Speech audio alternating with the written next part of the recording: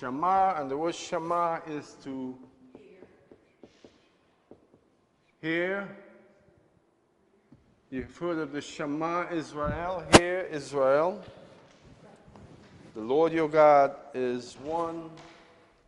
You've heard the Shema before. So, Shema Israel. Good night. So, tonight we're going to be looking at this covenant that God had already established with Abraham to this point. But he will extend the covenant onto the people of Israel. Of course, when you look at the covenant that God had established with Abraham, much of it had to do, if not all of it, with his descendants after him. Abraham had Jacob, or Isaac and Jacob. But then from Jacob came Israel. And so the covenant had to be reaffirmed with the nation of Israel. And this is what tonight's class is about. The covenant that God established with Abraham is going to be extended further out with other aspects added to it that will engage Israel in covenant relationship with God. All right, so let's begin. I have a PowerPoint presentation prepared that will make things easy for us, quick and easy. It will keep me from chasing rabbits, and there are many rabbits in the wilderness. And we'll try to stay focused. So, God's covenant with Abraham, I think we looked at this PowerPoint back a couple months ago. And so here we go again. We're just going to review this quickly. We're not going to read all the references. I don't think we need to. But we're just going to run through this quickly. So God's provisions to Abraham. Again, every covenant, as we've said before, every covenant has provisions and requirements. So we're going to look at the provisions, what God will provide in this covenant. A great nation with a great name. Blessings to those who bless and curses to those who curse. We're familiar with these. Its descendants would be without number. Nations of kings will come from Abraham. The land will be given to Abraham's descendants. Of course, you can see clearly in this case that it's referring to the nation of Israel. This part of it is not so much directed to the nation of Israel, but indirectly it is. And then you have blessings to all the nations through Abraham. So that's true on an individual basis, Abraham the man, but it's also true in terms of his descendants on a national basis. And then the other aspect of the provisions that God would provide with this covenant for Abraham is that every aspect of the covenant is everlasting or eternal. We read this when we studied the covenant with Abraham a couple months ago. So all of the provisions that God would provide for Abraham, every bit of them, are eternal. None of them are based on a temporary basis. They're all eternal, everlasting. And if you look in your dictionary, Webster's or otherwise, if you look up the word everlasting, it means everlasting, eternal without end. And so this covenant is an eternal covenant. All right, and so we also talked about the requirements, what God actually required from Abraham. And what did he require? Principally to walk in faith and obey God. Obedience and faith. Faith and obedience, they complement each other. In fact, you can't have one without the other. Faith and obedience. And when James spoke of faith and works, he was actually talking about faith and obedience. Being obedient to what God has given you to do. Faith and works. So faith and obedience, that's all God wanted from Abraham. We know what happened with Hagar, the Egyptian. Abraham sort of went ahead of God's plan. His wife had a good suggestion. Sarah had a good suggestion as far as Abraham was concerned, and he went along with it. And as a result of this, almost at the same time, we see an addendum to the requirements, which was circumcision.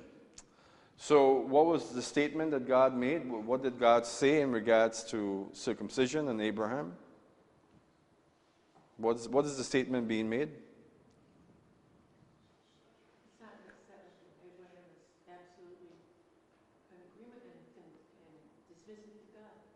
Okay? Obedient. And so he had relationships with Hagar and bore a son that wasn't part of the covenant.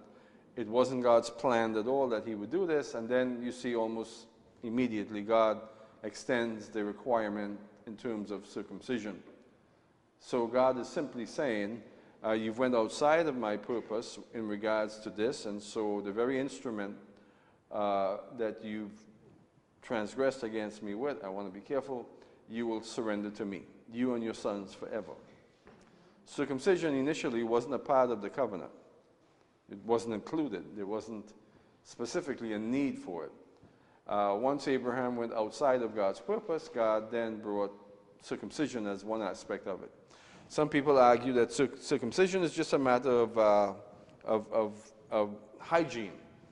I don't think that's necessarily true. You can be clean without circumcision. If we were supposed to be circumcised, God would have designed us that way, and he didn't. All right? So the mark of circumcision becomes an identifier for the people of Israel. And if there's an application there, you can say that we ought to listen to God's word carefully and not go outside of God's purpose. And that's consistent throughout the Bible. All right, now some people will disagree with that and have different opinions about circumcision and why circumcision came into being, but that's my opinion, and you're kind of committed to listen to me. So, all right, let's go on to God's covenant with Israel. So, like any other covenant, God will have aspects of the covenant that deals with provisions. What will God provide for Israel in this covenant? That's what we're going to look at. And we're going to try and read all of the scriptural references and go through each one of the provisions. Okay? So you guys are going to get to do a little reading tonight. I hope you brought your reading voices with you. So, let's begin. What will God provide Israel in regards to this covenant? Israel would be God's own possession among all the nations. I should have put all the nations here, but the nations. Someone read for us in Exodus chapter 19, verse 5. Someone, good night, everyone. Exodus chapter 19, verse 5. Israel would be God's own possession among the nations. Now therefore, if you will indeed obey my voice and keep my covenant, then you shall be a special treasure to me above all people, for all the earth is mine. And that's an all-inclusive statement. All the earth, in other words, he's saying all the nations are mine. You, Israel, would have a unique position relative to the nations, and who knows what position that would be. Israel would have a unique position relative to the nations. God's own possession, right, a people set apart, a people consecrated, set apart by God, a people who would bear God's name. If they would be obedient, they would bear his name. Now, many times you've heard of the chosen people, and sometimes the people of the nations would become aggravated with that statement, a bit of jealousy maybe, and begin to develop an anti-Semitic ideology or mindset towards Israel. And that's because they're seeing the reality of being a chosen nation from an incorrect perspective. If someone is chosen in terms of ministry, God's work, well, all it means really is that they have more responsibility, they're chosen for a purpose, and they're not necessarily better. In the fallen state of mind, we think of someone who is chosen, appointed to be better. It's like, and this is a good reference, you know, God referred to Israel as his firstborn, right? His firstborn of all the nations. Now, why did he say that? Israel was not the firstborn. Right? Israel was not the firstborn of the nations. But why did he say that? He said that because he regards Israel as the firstborn. So if you have a firstborn son, you would probably want to appoint him in a position of more responsibility over the other siblings, right? Typically we do that. We're still so connected to the fundamental cultures of the past that we still do that. And so your oldest son would have more responsibility and you would expect more from him. Doesn't mean that he's better. It means that he is chosen for a greater dimension of service and responsibility. I have 4 kids, and I automatically do that with my oldest son, Logan. And he bears the reality of having more responsibility than the others. And so it doesn't mean that he's better. It means that he's more responsible, and he has to be more responsible. He is the firstborn. And in a sense, he's there to serve the others. And in a sense, that's what I'm seeing happening as he gets older, and they all get older, and I get older. And so that's being firstborn. And so Israel is God's firstborn of all the nations, there to serve the other nations. Now, the nations may not understand that at this point. You know, like my other children might get upset with Logan and start, rebelling against me by rebelling against him. That might happen. It doesn't happen on Fridays, but that might happen from time to time. And so it's so with the nations. The nations might see Israel as God's favorite, and therefore, like Joseph, and therefore they're going to, raise a fist against Israel. But when they do, they're really raising their fist against God, because it is God who appointed Israel to that position of being the firstborn. So let's go to Deuteronomy chapter, it's not up there, but let's go to Deuteronomy chapter 32. Deuteronomy chapter 32 is a song that Moses sang at Mount Nebo. It's quite a song. It goes for an entire chapter.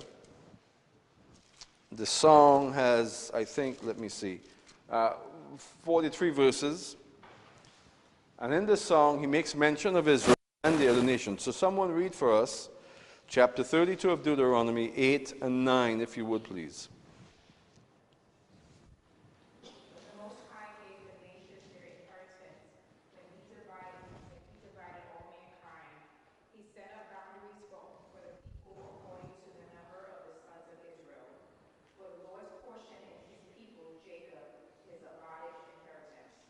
So the Lord's portion is his people Israel, and he set up the nations according to this number of the sons of Israel. In Exodus, God says it and we read this, Israel is God's firstborn. So God has appointed Israel to be a servant nation to all the nations, and that's eternal. Eternal. Now, today we live in a world where things are different today than it was 100 years ago relative to Israel. Today, things are different than it was relative to Israel 1,500 years ago, right? Today, for the first time since 2,000 years ago, perhaps even before then, Israel is in a position to literally take its position of leadership. They are there today. They haven't done so yet, but they will. But you can see the movement in geopolitics in regards to Israel's status among the nations. You can see the movement that will ultimately bring Israel to be everyone's big brother. You can see it already. Yes?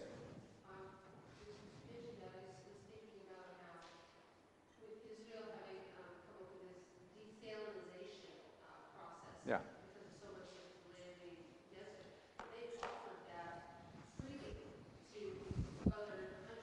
Yeah.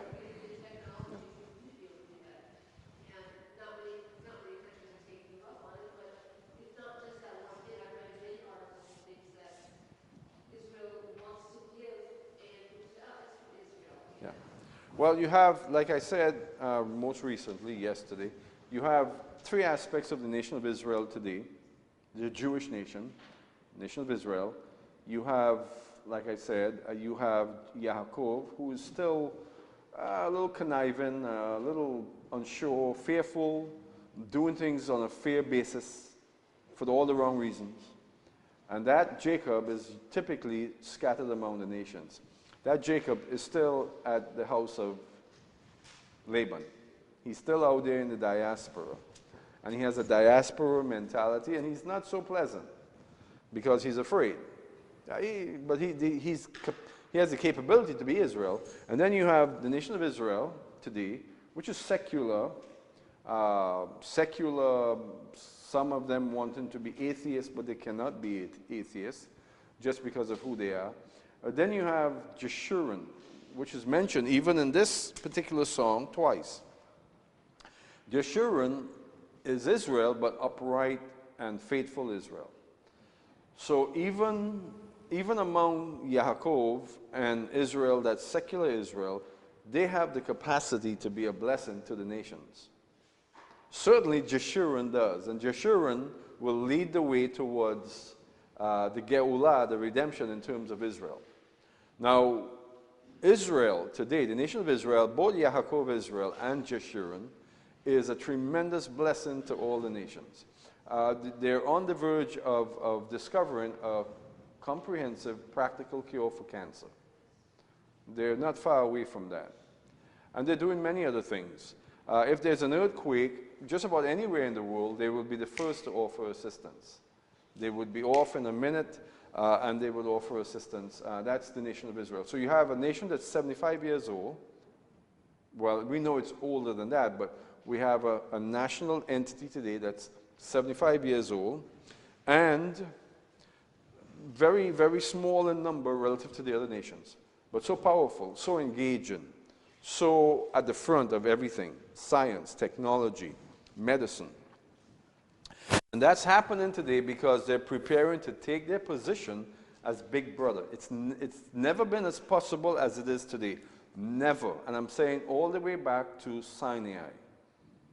All the way back to Sinai, Israel has never been as capable as they are today to ascend to that position as a servant nation. They're covering new ground in terms of readiness, in terms of maturity. And there's a lot more ahead of them. When all of Israel becomes Jeshurun, that's when the Messiah is here, the kingdom of God is established, and we're in a whole different world at that point. Oh, all right, so we read that.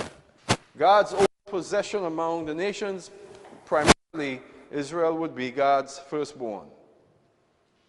Now the other nations here will benefit from this tremendously. By and large, the nations are not ready for this. All right, so you go to the United Nations, an entity that supposedly speaks for all the nations, and what is their attitude towards Israel? Israel needs to be destroyed. That's their attitude. They are constantly denying the reality of Israel. Last year, one of their organizations, I think it's UNESCO, made complete fools of themselves, saying that there's no evidence to state that Jerusalem was ever a unique possession of the state of Israel. No evidence. No archaeological evidence, no historic evidence, they said. Isn't that something? UNESCO spoke for all the nations and said this thing. So I won't even say another word in regards to how ridiculous that is. You know how ridiculous it is. So at any rate, the nations will come around and they will benefit tremendously when Israel takes its right position. It's, Israel is working very hard and has been in South America with backward countries. Oh, absolutely. Showing them how to use irrigation to plant their fields to get the most produce from it and things like that. How amazing. Yes, you're right. So, Israel would be a treasured people. Someone read in Deuteronomy chapter 26, 18. A treasured people. Maybe it would have been good to do a Hebrew word study there next time. So, Israel would be a treasured people. Let's read that in context. I need some context on that.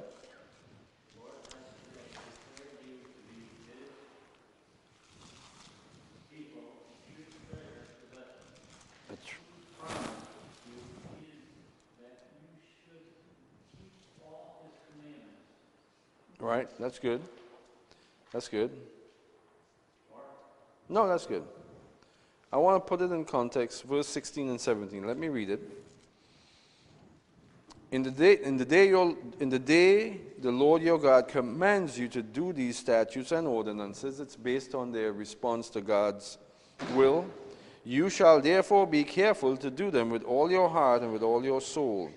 You have today declared the Lord to be your God, and that you would walk in his ways and keep his statutes, his commandments, his ordinances, and listen to his voice. That's exactly what I was looking for. If Israel would do this, they would be a treasured possession, God's own treasured possession.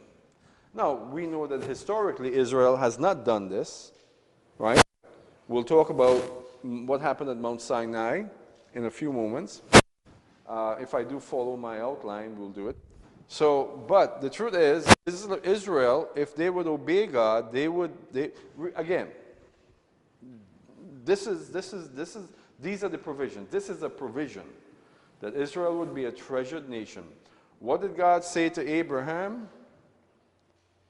He would make a covenant with him, provisions and requirements. So there are requirements even with Abraham's covenant, right? Things that he has to do to fulfill his end of the covenant. Well, it's no different with Israel. Back up here a little bit. Israel has requirements that's expected of them, and if they would obey him and follow them, they would be a treasured people. Treasured people.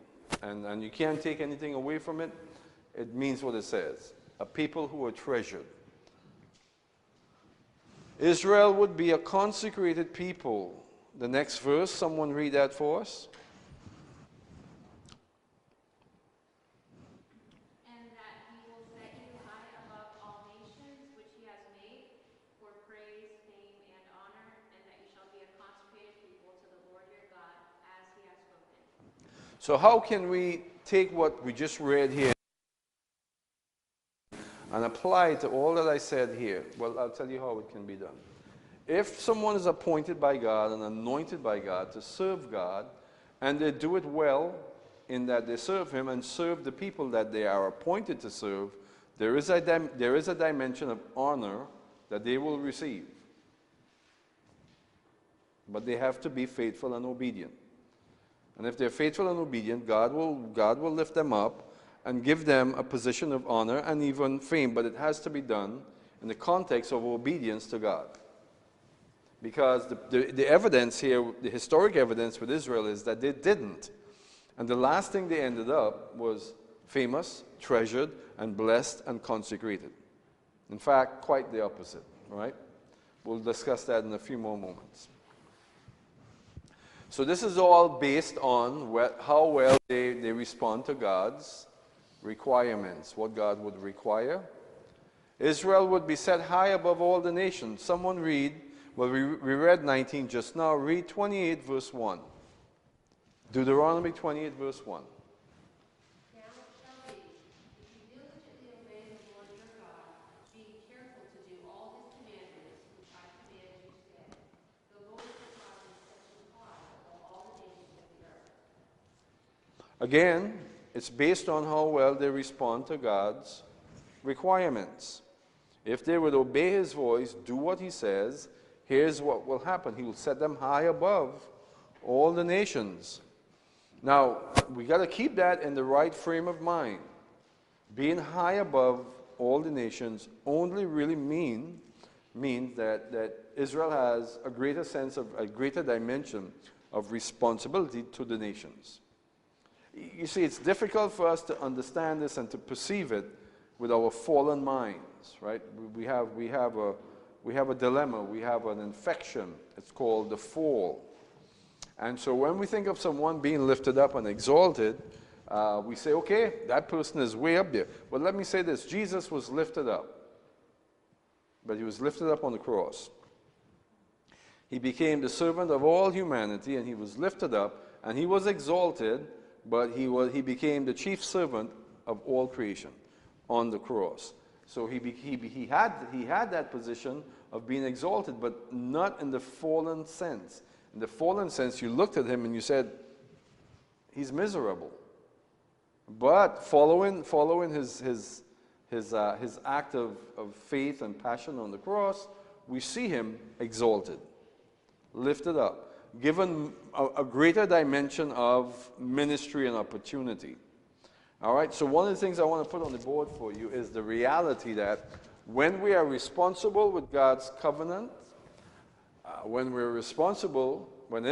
Abraham and Israel becomes responsible with God's covenant, there are three aspects of things that we begin to see, and one is, let's get this right,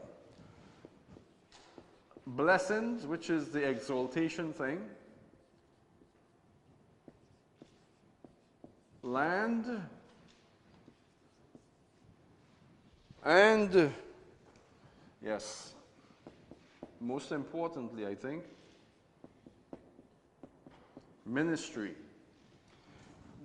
These are the outgrowth, or the outgrowths of Israel being responsible to the covenant that God has established with them. They would be a blessed nation, a nation lifted up and exalted.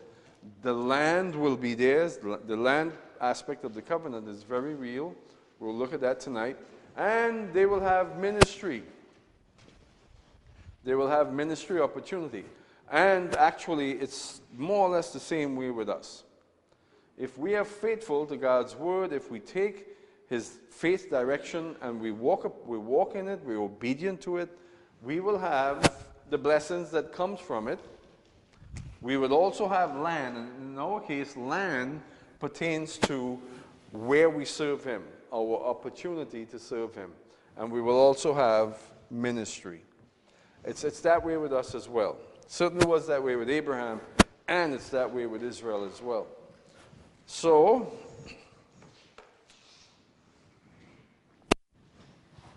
Israel will be set high above all the nations.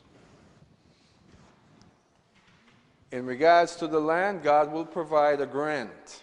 You know what a grant is? To the land, or a grant of the land. Exodus chapter 23, verse 23. Who would like to read that for us? Anyone?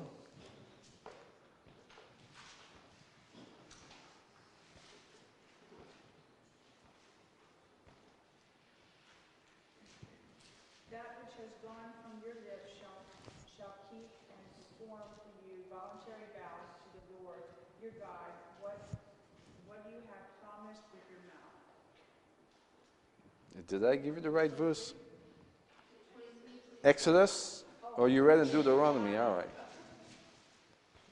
Pull a fast one on you. For my angel will go before you and bring you into the land of the Amorites, the Hittites, the Perizzites, the Canaanites, the Hivites, the Jebusites, and I will completely destroy them. Now this aspect of the covenant has to do with the land of Israel. It's very important. The very literal land of Israel is a part of that covenant. We're going to see that and expand on that in a few moments. Now, where did this aspect of the land really begin? When do we really begin to see the advent of the land as part of this promise to Abraham and his disciples, his sons? Excuse me. We see it for the first time really in Genesis chapter 15. I want to take you over to Genesis chapter 15. We read this before. This is where God actually cuts the covenant. You know, the word covenant comes from the word karat, to cut. The Hebrew word karat, which is to cut. So God really cut this covenant. This covenant was cut in this chapter, Genesis chapter 15. What happened? Something happened before it was cut. And literally, when it says cut, it literally means that the animals were cut in two. And that's what happened here. The animals were cut into, Abraham cut them into, he placed them on either side of the altar, and God he didn't walk, but God went through the pieces in fire. And the covenant was cut at that moment, or established at that moment. What happened? Abraham believed God. God said to Abraham, this is the backdrop of this story. God said to Abraham that your descendants, from your loins and from Sarah's loins, would be a multiple of people and nation as the sand of the sea and as the stars of the sky. And Abraham simply believed God. Abraham said, I have nothing but Damascus. Eliezer of Damascus, the servant. And God said to Abraham, no, you will have your descendants will be as the stars of the heavens, and so on. And Abraham believed God. Verse 6 in chapter 15. Then he believed the Lord, and he reckoned it to him as righteousness. So Abraham believed God and attained to righteousness or justification. The Hebrew word for righteousness is the same word as justification. So Abraham became justified before God by his faith. And it's right at that time God went forward with his plans to establish a covenant with Abraham. So what do you think? You think perhaps Abraham's faith had something to do with God taking a step further? Of course. He became justified by his faith, and that's when God said, this is it. I'm going to act quickly here. I'm going to establish this covenant with Abraham. And then it goes on. I'm going to pick it up. And verse 12 to 21, I'll read them. Verse 12 to 21, chapter 15. This is where the land aspect of the covenant comes in, or a part of it comes in. Now when the sun was going down, a deep sleep fell upon Avram, and behold, terror and great darkness fell upon him. God said to Avram, know for certain that your descendants will be strangers in a land that is not theirs, where they will be enslaved and oppressed 400 years. But I will also judge the nation whom they will serve, and afterward they will come out with many possessions. Of course, we know that he's referring to Egypt. For 400 years. As for you, you shall go to your fathers in peace. You will be buried at a good old age. Then, in the fourth generation, they will return here, for the iniquity of the Amorites is not yet complete. So, 400 years, 4 generations, the sons of Israel will return where? To the land of Israel. When the sin of the Amorite is ready or ripe or complete. It came about when the sun had set that it was very dark, and behold, there appeared a smoking oven and a flaming torch which passed between these pieces. This is the moment that the covenant is actually ratified. Between the pieces, on that day the Lord made a covenant with Abram, saying, to your descendants, I have given this land. Now notice past tense. I have given the land. So when did that happen? At the moment that the covenant was cut. You see that? Not that I will give this land. I have given this land. It's done. The land is given to your descendants. From the river of Egypt as far as the great river, the river Euphrates. So from here, this is the river, to here. That's what God outlined. From here to here. To Abraham's descendants. The Kenite, the Kenizzite, the Kadmonite, the Hittite, the Perizzite, the Rephaim. Who are the Rephaim? The Rephaim are the giants. The land was overflowing with giants at this time. There is some evidence that giants were very large men, were kind of common in the earth at this time, at the time of Abraham. So the Rephaim, the giants, and the Ammonite, the Amorite, and the Canaanite, and the Girgashite, and the Jebusite. So God is making this promise. I have given your descendants this land based on the covenant of all the Canaanites. The Canaanites are all wrapped up in one word, Amorites. God sees the Amorite as the leading head tribe, or the leading tribe of the Canaanites, and he refers to the Canaanites as Amorites, because the Amorites, again, were in fact the leading tribe. And God said that the sin of the Amorite will become ready in 400 years. When it does, then your descendants will come out, and they will judge the Amorites. Israel would be the vessel by which God will use to judge the Amorites. And that's what God is saying here. So Israel has dual functionality here. One of the functions of Israel is to be God's instrument of judgment, to take the land and to rid the land of all of the ites, all of the different ites. So the land is an important part of the covenant. From here to here. Is something wrong with the PowerPoint? I need to fix something? I won't be surprised. So, the land, we'll get back to the land aspect of the covenant here in a moment. So, let's move on. Israel would be a nation of priests to God. Now that's worthy of a little discussion. What do you think? Israel would be a nation of priests. Should be a priest nation to God. All right, that's good enough. So someone read for us Exodus chapter 19. I think we were there just now. We read verse 5, I think. Someone read verse 6 for us, Exodus chapter 19. Yeah, it's verse 5 is up here. So God said he would make Israel a unique or his own possession among the nations. And then in verse 6,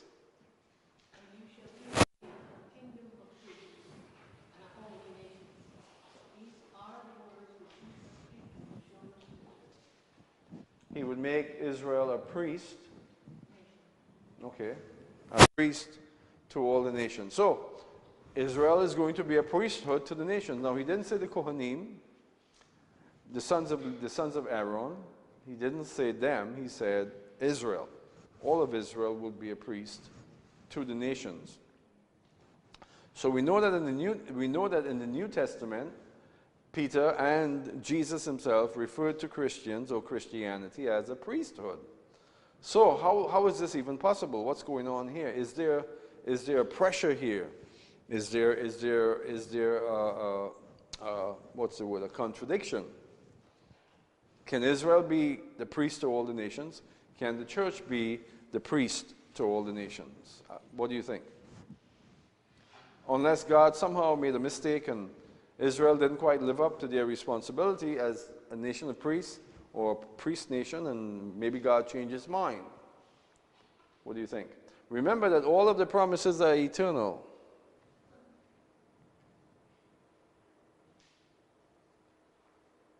You can apply a little replacement theology here and say, well, they were not faithful, and so God chose the church to be the priestly nation. Right, we're grafted in. Right? And so the responsibility of priesthood, we got as we were grafted in. Yeah. Think about it this way. We looked at the tabernacle last week, right? And we saw that, just quickly, I'll put a little thing of the tabernacle up here. A little illustration. We saw that the tabernacle consisted of a courtyard. Beyond the courtyard, you had the tabernacle itself, the Mishkan, where God dwelt. So, who were responsible for duty in the Mishkan, in the tabernacle? The Kohen. The Kohen had responsibility for the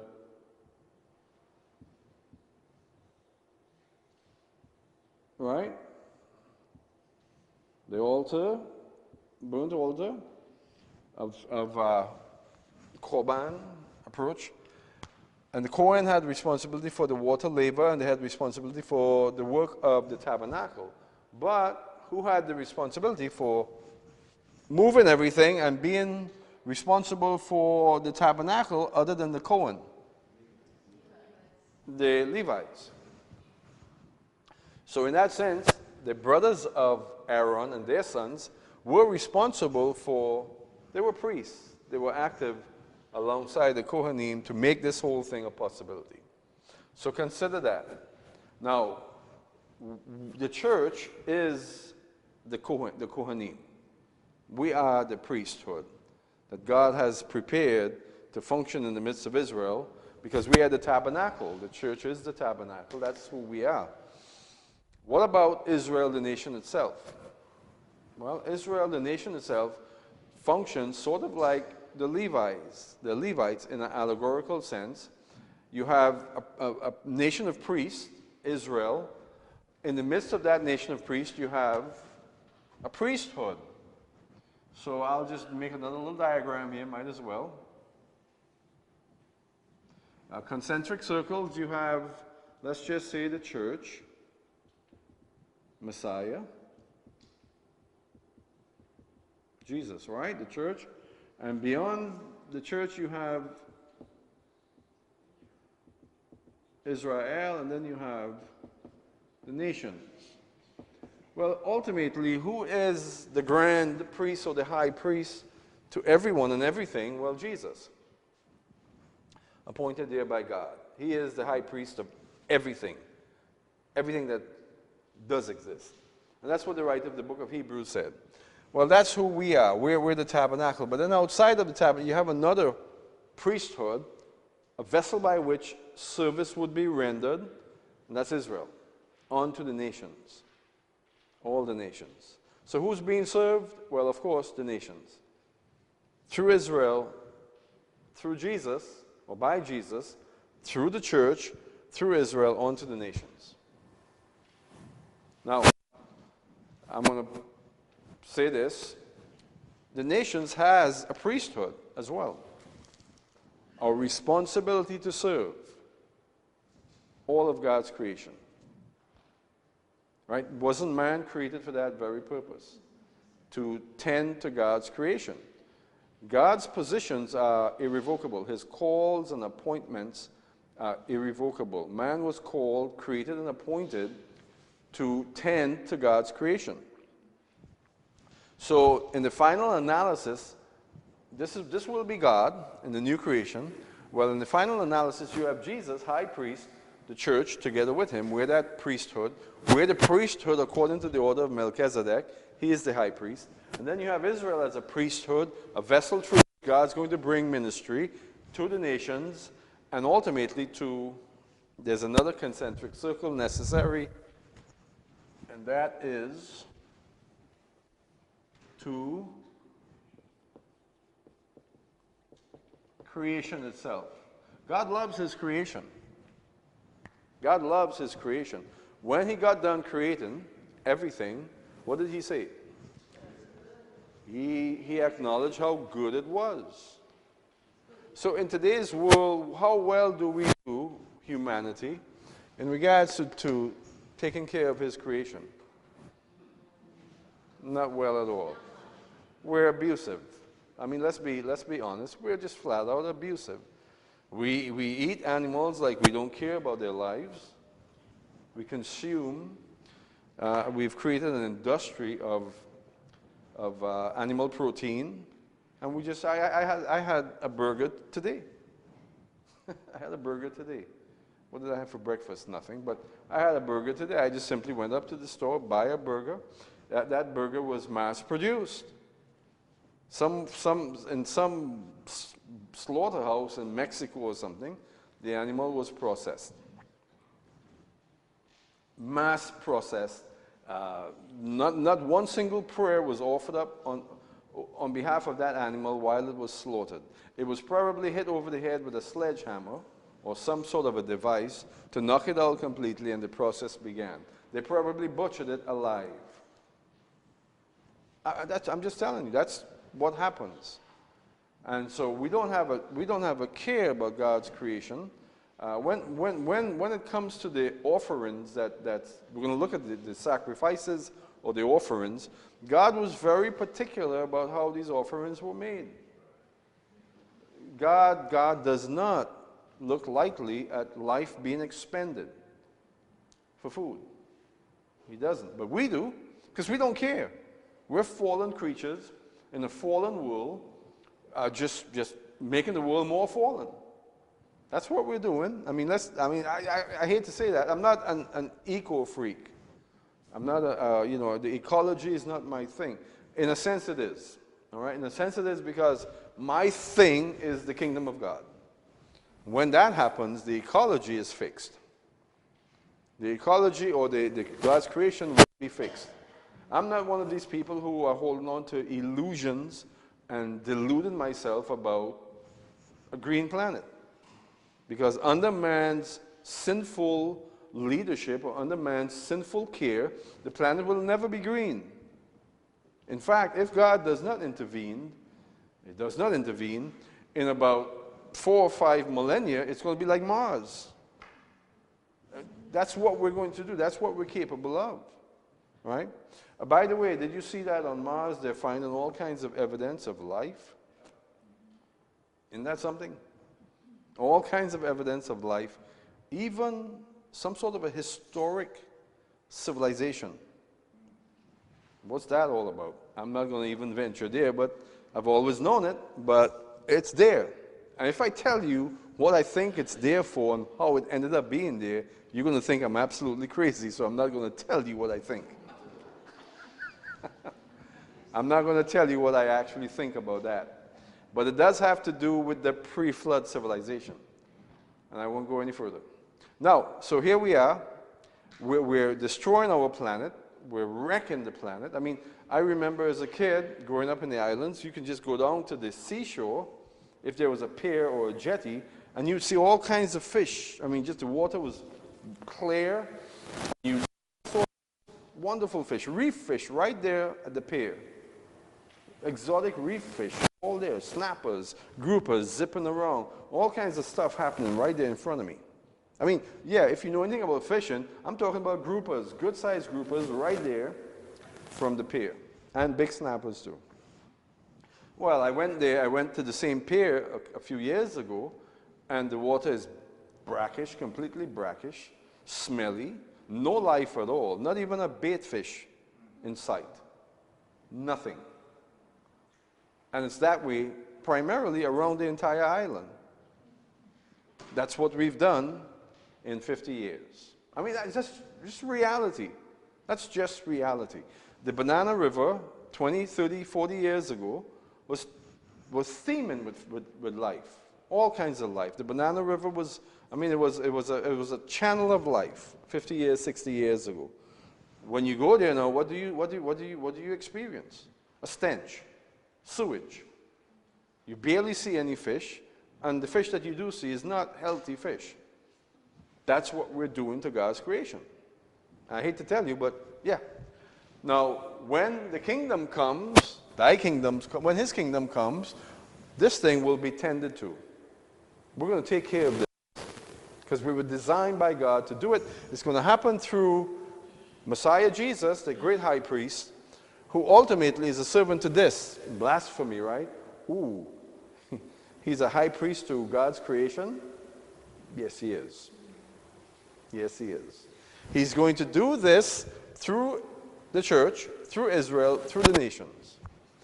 In the meantime, as I said earlier, the one who serves receives a certain dimension of honor and would be lifted up and would be exalted. So you understand what I'm pointing to here, right? It's an upside-down pyramid, like I've showed you before. It's an upside-down pyramid. The way that we do things in this fallen state is we function in a hierarchical system, a pyramid. That's how we do things today, right? So as it relates to where we are today, and this might be a rabbit, I'm not sure. I'll let you know by the end of the night.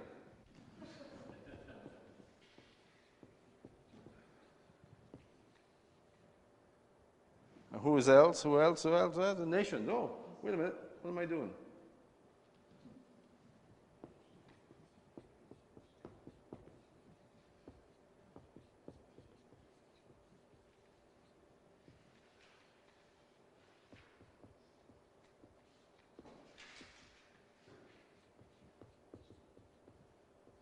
See that? No, that's the diagram. That's this. It's just from a different perspective, right? You have all of creation. That's how we serve today. Well, he's not up here. You might put something else up there, but he's not up there. That's not where he is. Who ultimately is up here in this system? Satan. Top of this pyramid. I'll take the church out of here, and I'll probably put world religion. I can do that. Anyway, I'll leave church there for now. In our fallen state, this is what we see. This is all we can do. You take the same diagram and you flip it.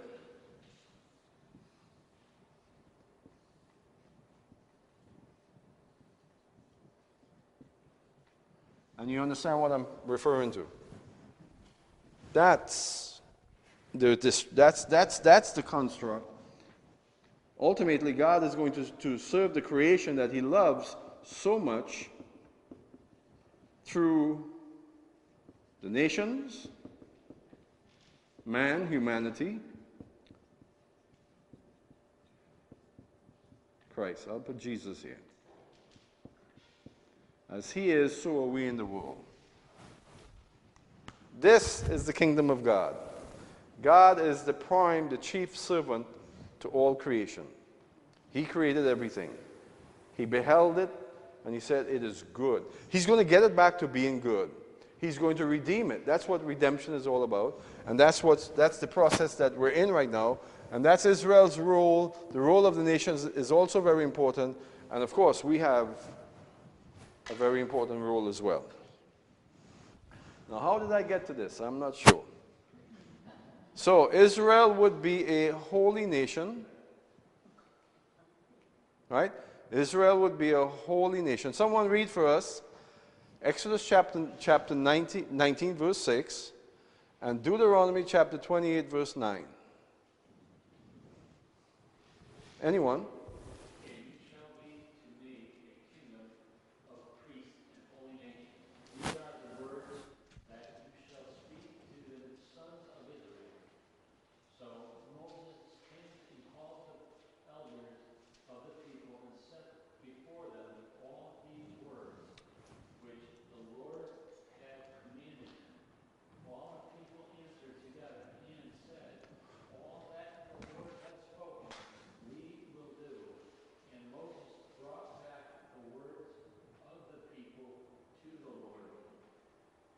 So Israel will be a holy nation. Someone read Deuteronomy chapter 28, verse 9. The Lord will establish you as a holy people to Himself, just as He had sworn to you, if you keep the commandments of the Lord your God and walk in His ways. Okay, so you see there a requirement, right? If they would keep His commandments, if they would obey Him, they would be a holy people, God's people. Holy there, the word holy, kadosh, means set apart or consecrated. Kadosh, consecrated unto God, for God's purpose. Right. And so that's how we ought to look at the word holy there. And the idea is, in order to function in God's purpose, they have to be a suitable vessel, a vessel that He can inhabit. Israel did not fulfill this role well, but will. And by the way, don't think that the church has, because we failed miserably. Sometimes I think we failed worse than Israel. I'm just telling you. It took Israel from Sinai to their fall, which was actually around the time of the kings. It took them about 600 years to get there. It took the church 400 years to fall into complete apostasy. Complete apostasy, and that's where the church ended up. By the year 325 AD, when we entertained a Roman emperor, God figured, to become the savior of our movement. 400 years, less than 400 years. Israel did a little better than we did. What do you think? Yeah. And so sometimes we think, well, we're God's elite here. We're the chosen ones. And we're better off than Israel. Those are stiff-necked Jews. But we're backslidden Christians. And too much is given, much more is required. We have more to be responsible for, the church does, than Israel does. We will have more to answer for, in other words, than what Israel will have to answer for. Just being biblical. All right. So, but Israel's called to be a holy nation. All right. Let's talk about requirements. What's required of Israel? We already began to talk about this. To walk in faithful obedience to God. To walk in faithful obedience to God. Read someone, if you would. We read this just now, but let's read it again. chapter 19, verse 5, Exodus.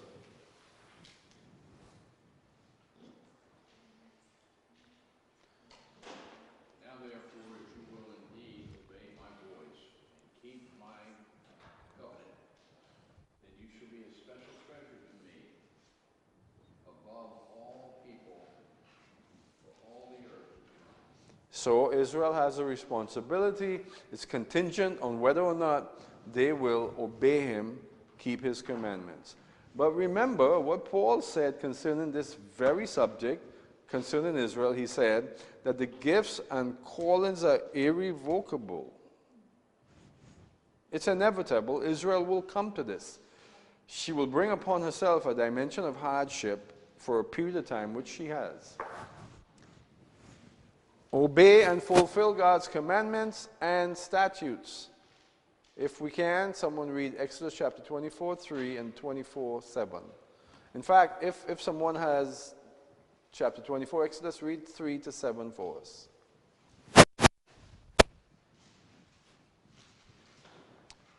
Thank you. Exodus 24:3-7. Yes, thank you.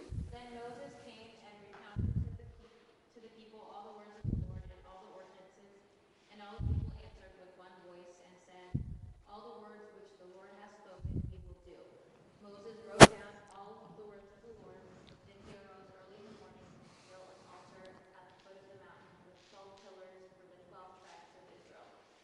He sent young men of the sons of Israel, and they offered burnt offerings and sacrificed young bulls as peace offerings to the Lord. So, okay, go ahead. Moses took half of the blood and put it in basins, and the other half of the blood he sprinkled on the altar.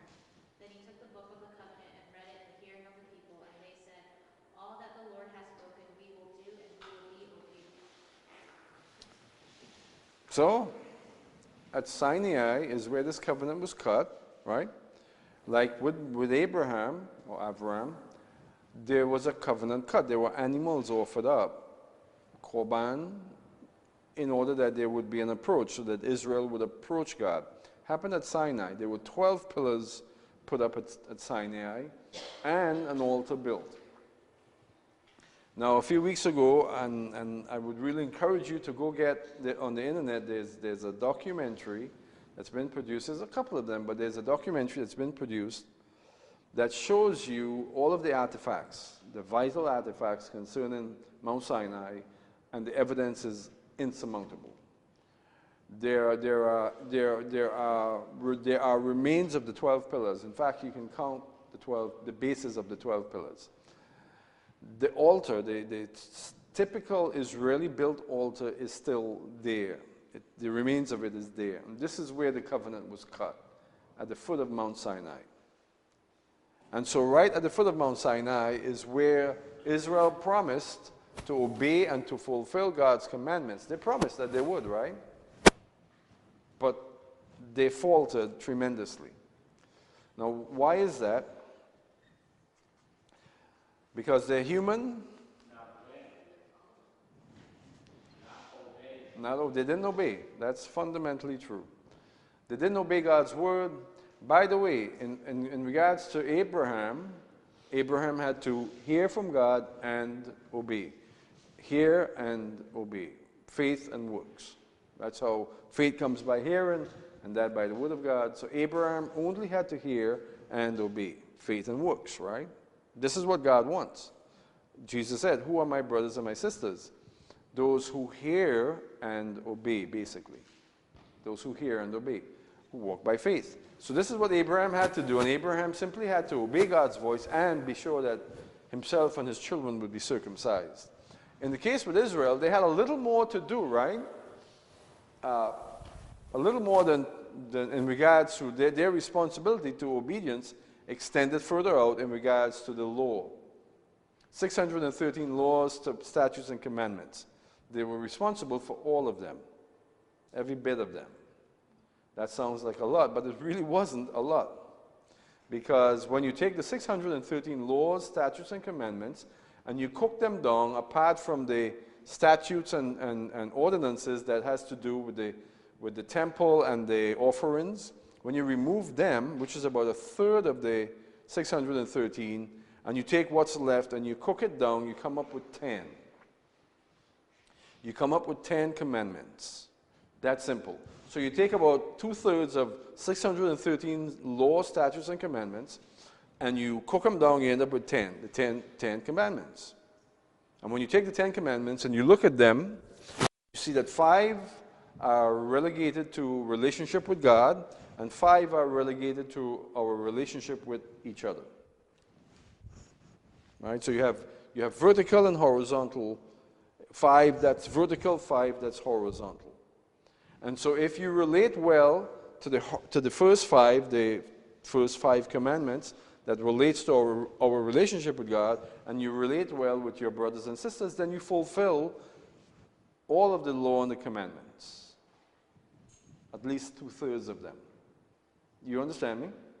Now, when you cook it down even more, if you leave those 10 commandments in the pot for much longer, you come down to 2, which is to love the Lord your God with all your heart, soul, and mind, and love your neighbor as yourself. Horizontal, vertical, vertical, horizontal. Comes down to that. Because if we love God, we're not going to transgress any of his laws. His law would be written on our hearts. And we will, by Holy Spirit instinct, we will not transgress his law if we love him. If we love him, we will also love our brothers and sisters. That's the 5 commandments that has to do with horizontal relationships. So that's why when the young Pharisee came to Jesus and said, "What must I do to have eternal life?" Jesus says, "You know the law, do it and you will live." That's what he said to the young Pharisee. Do the law and you'll live. And what is the law? To love the Lord your God with all your heart, soul, and your mind, and love your neighbor as yourself. James referred to that, to the horizontal law, as the royal commandment, how we relate to each other. So if we love God and we want to please and obey God, we're not going to steal from our neighbor. We're not going to do the things that transgresses or offends our neighbors, our brothers and sisters. We will obey the commandments. So that the 613 laws, statutes, and commandments might seem like a lot, but they really were not that bad, not for an entire nation to bear. And that is the point. With Israel, their responsibility to Torah was national, as a nation of people. Of course, each individual Israeli had the responsibility of the 10 commandments. But when you take the 613 laws, statutes, and commandments, you span them out completely, including all of the ordinances relegated to temple and sacrifices and so on. It's very easy for an entire nation to fulfill it. It's not difficult for an entity, a national entity, to fulfill the law of God. And so the question is, why did they not? Why did they not? This country has a constitution, right? It's in effect, or in essence, sort of a law by which we live. Constitution. How well have we been doing with the living according to the Constitution? Not very well at all. In fact, in the last 50 years or so, we've become much more disrespectful of the Constitution because we've become, quote unquote, a democracy. We were never supposed to be a democracy. I don't know if you're aware of that. This country was meant to be a constitutional republic. A constitutional, not a democracy. Democracy isn't that great. I got to tell you. Democracy is, at its very base, at its very foundation, democracy is mob rules. Antifa stuff. Yeah, that's democracy. We were never meant to be a democracy. We were a constitutional republic. And so we have a constitution. Well, Israel has a constitution. It's more than a constitution. It is a covenant. It is an aspect of the covenant. When in a Jewish wedding you have something called a ketubah. What's a ketubah? An agreement, a covenant.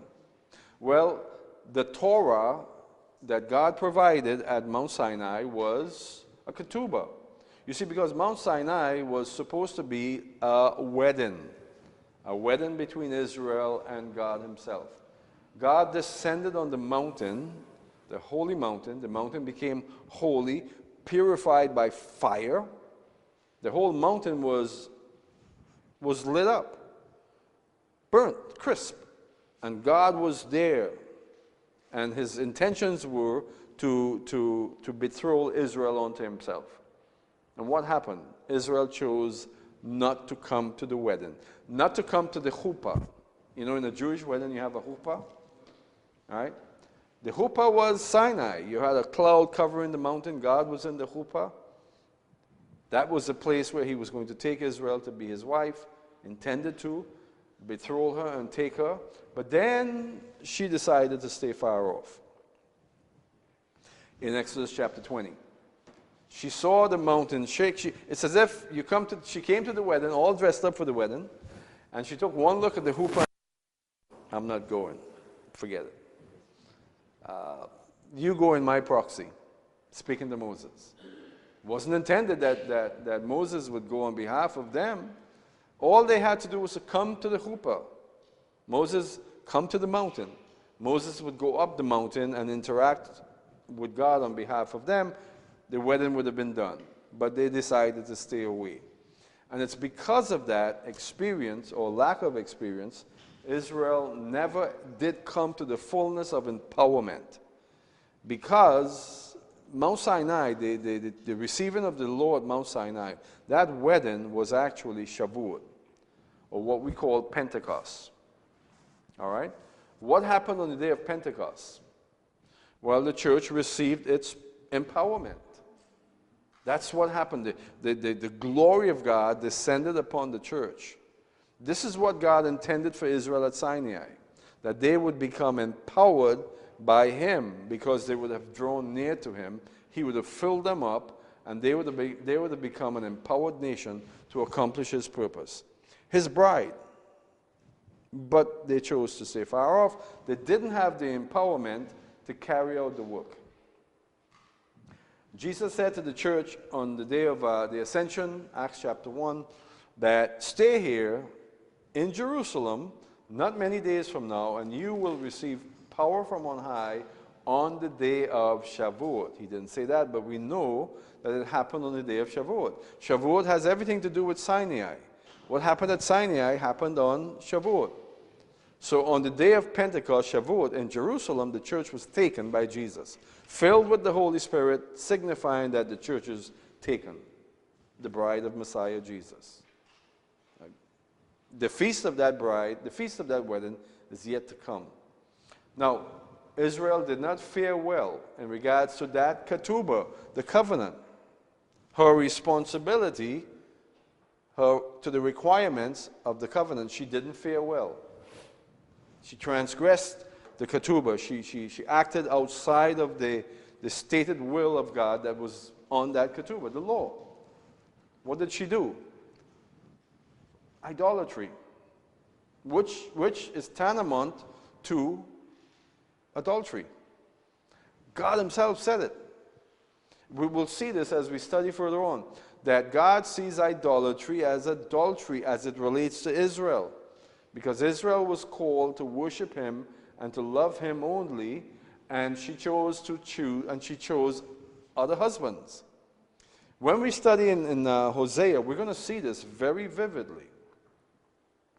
But even though that be the case, God said that he did say that there would be a penalty for the adultery. There would be a penalty for the idolatry. And the penalty would be, and we'll read this later on in Leviticus chapter 26. A very painful chapter to read, but we'll read it. And we will endure the pain, but we will see it ourselves. God will, as a result of their idolatry, he will drive them out into the nations. That's what he said he would do.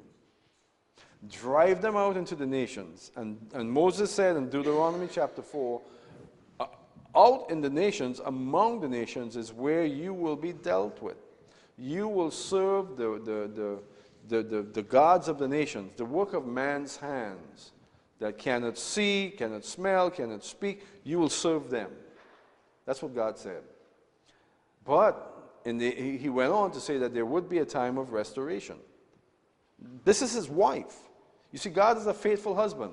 Even though Israel was unfaithful to him, committed adultery over and over and over, and the worst kind of adultery too, even though Israel did this, his commitment to Israel as his wife is faithful. He will chastise Israel.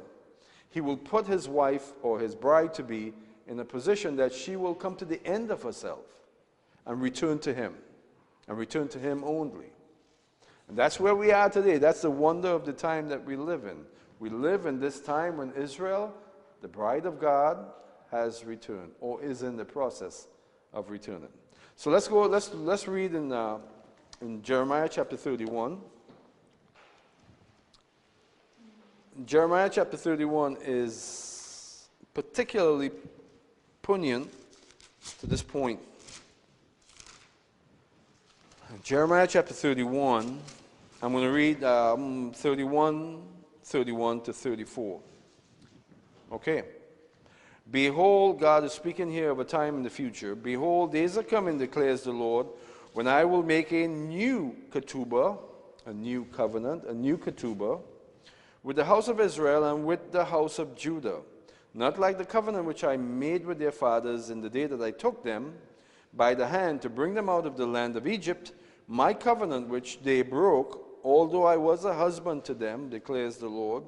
But this is the covenant which I will make with the house of Israel after those days, declares the Lord. I will put my law, as you see, the covenant is all about the faithfulness that Israel needed to show for the law.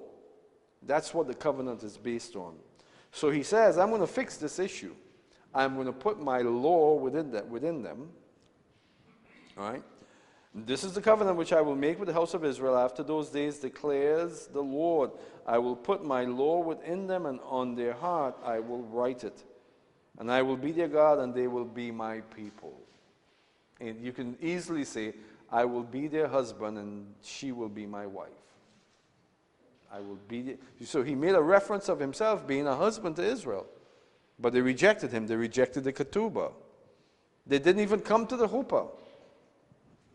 If they had come to the chuppah, it would have happened. They would have overcome their what's the phrase that's used when a bride is nervous? There must be a phrase or a word somewhere. Anyway. Cold feet. So had they begin the process of walking to the mountain and standing at the foot of the mountain like they were supposed to, like God wanted them to, they would have overcome their cold feet.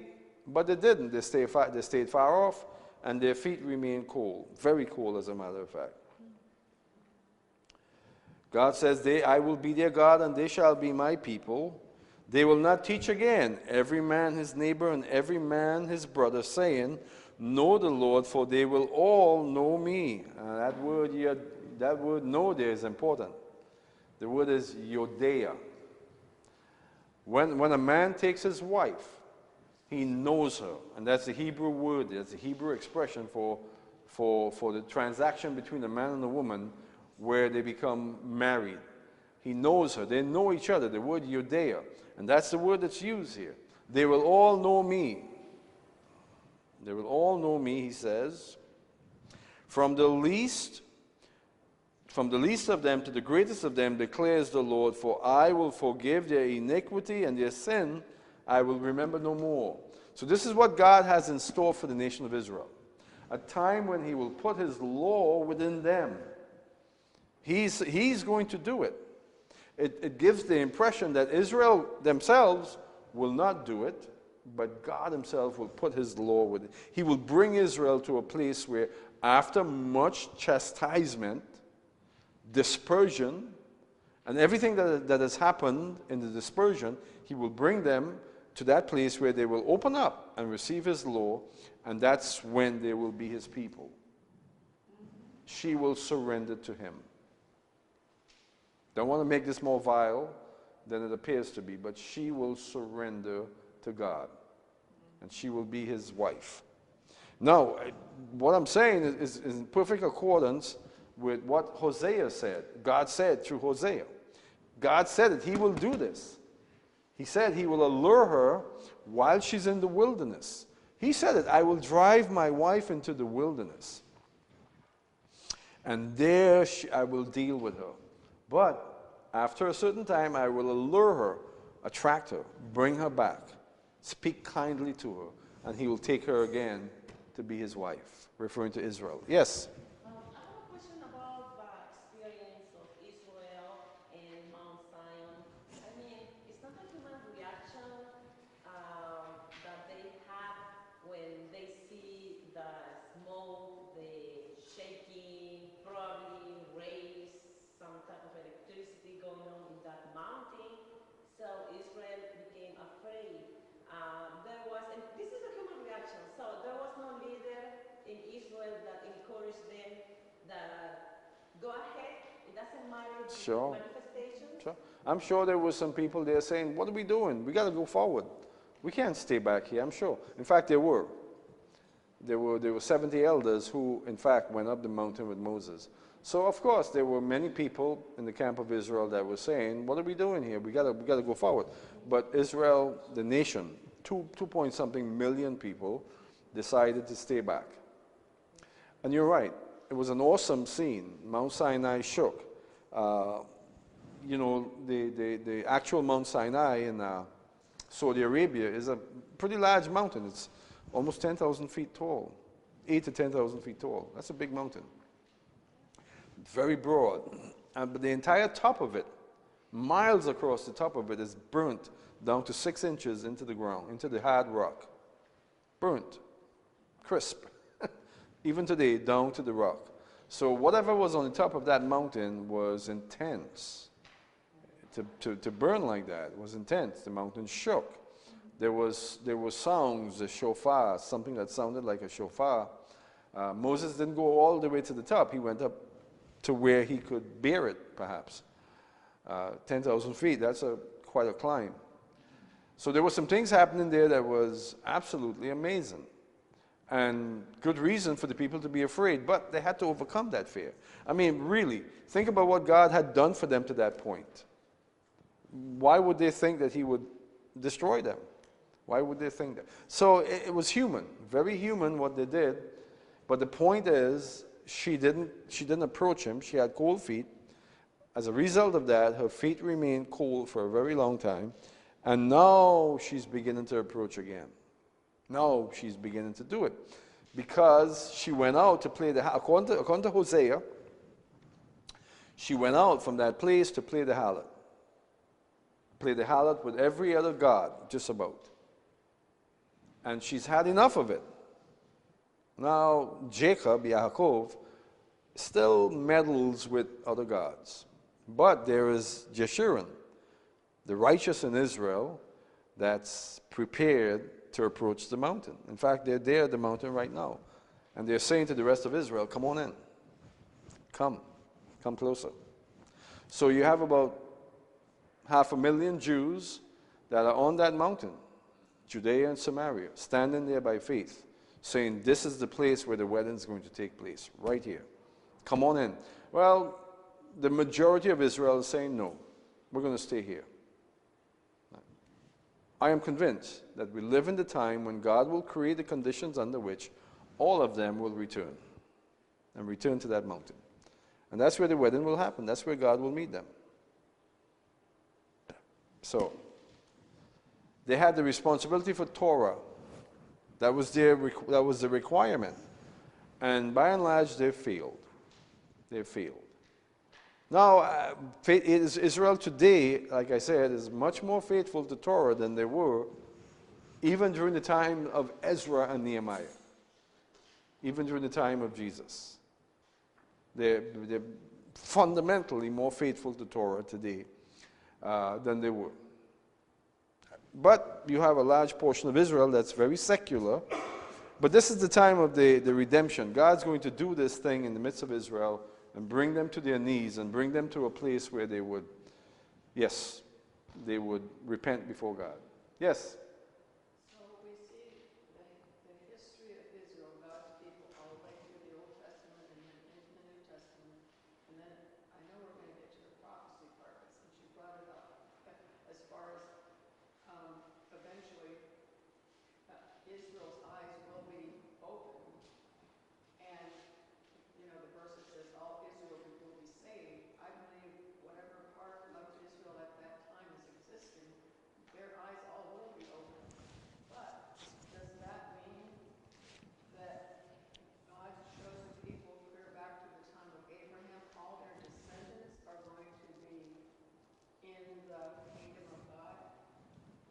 Okay, so Because they were his descendants?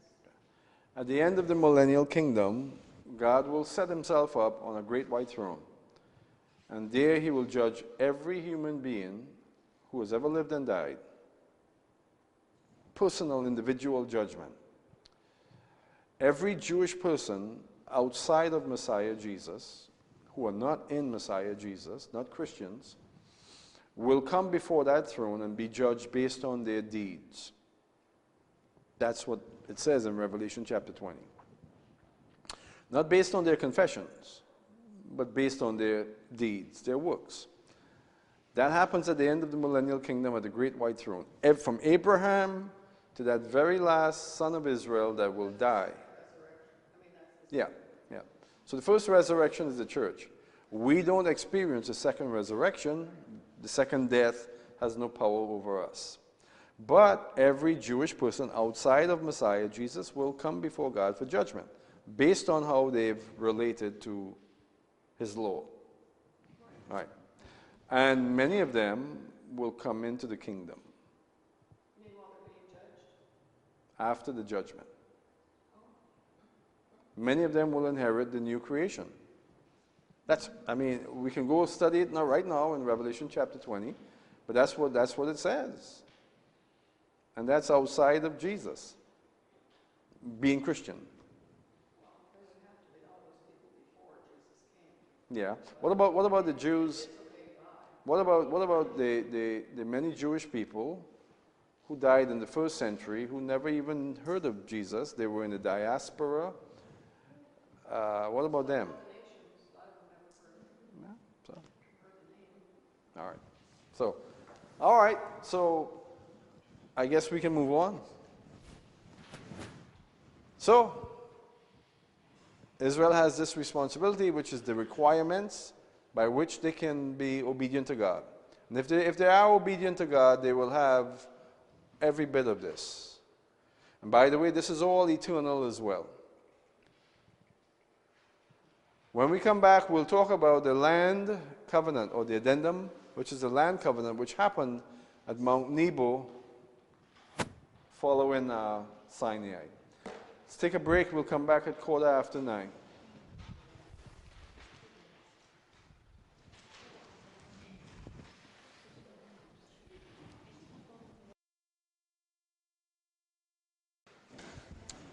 Darius took off.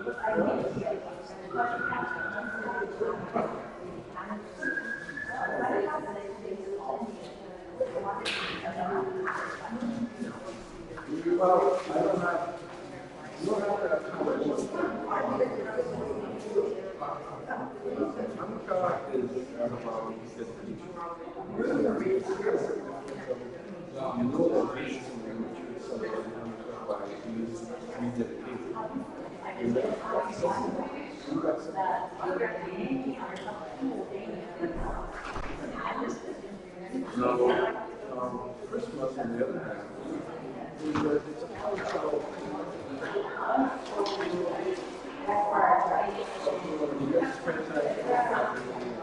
that's all. You're not going to say, only God tells you to stay away from something. And you do it. That's what in my case, people do not engage me where I was engaging. If I do, it would be a sin. I don't even know what to do. Yeah, well, I still think, I still think it's fancy. Yeah, that's how you think, but I won't celebrate it. Tradition. I know it's sin because I spend. Hello, how are you?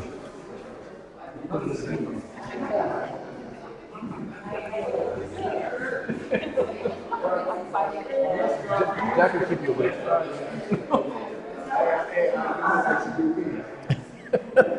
Mine do me the same way.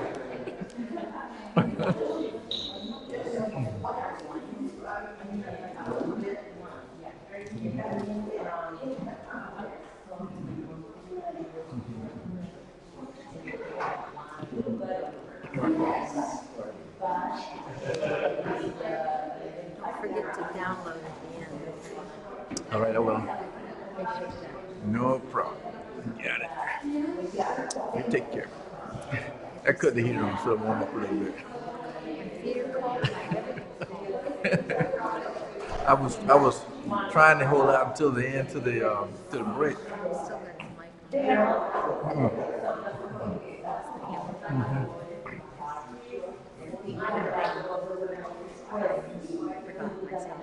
What? Oh, I will.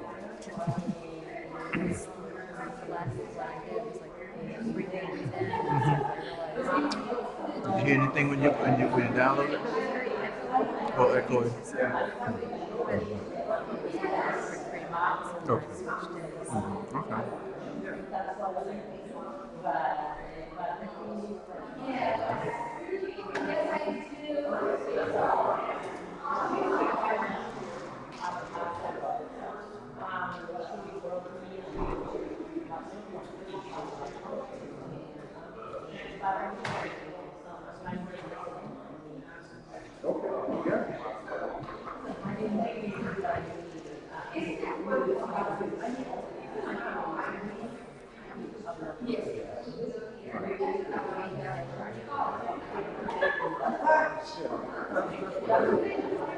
That's what I do.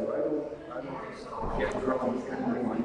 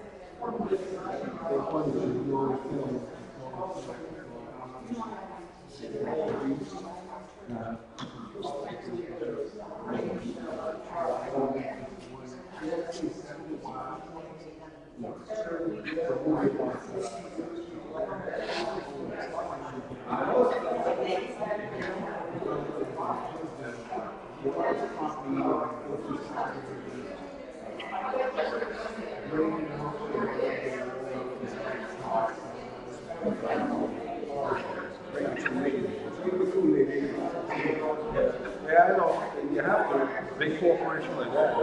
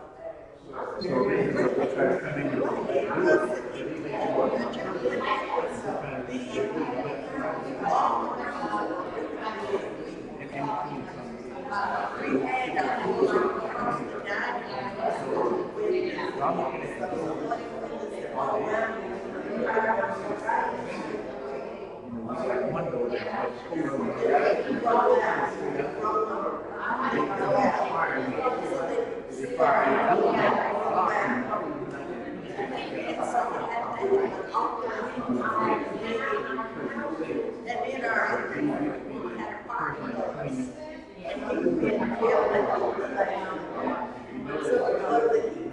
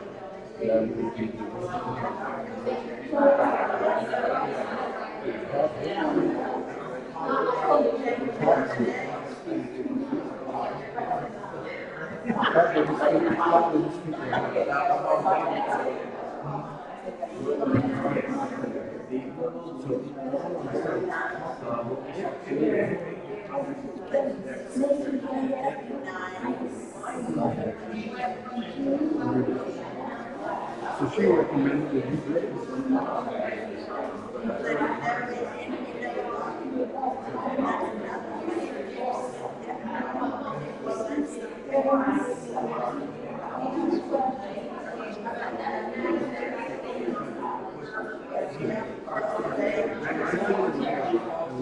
Everything they can see,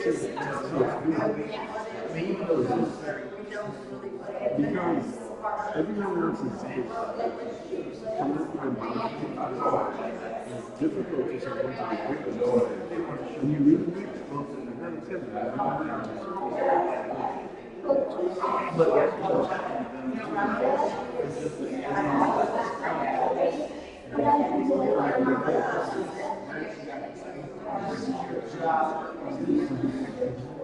but here's the thing. Changing the shoes would be a good idea. You're not going to be used to your shoes walking out on heels and sandy rocky soil. And I think you're going to need somebody for you to really experience the fullest. You don't have to sit in the bus with people that just are able to carry it.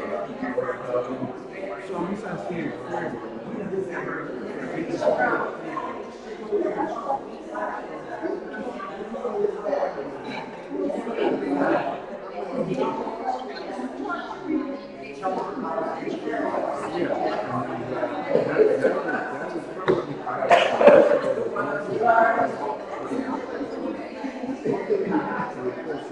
Because you sort of need someone to be with you to help you to work with you. You always feel that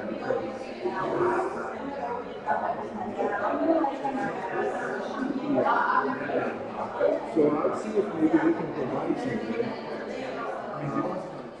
But I think we need it. I hate to see the group, people in the group step out of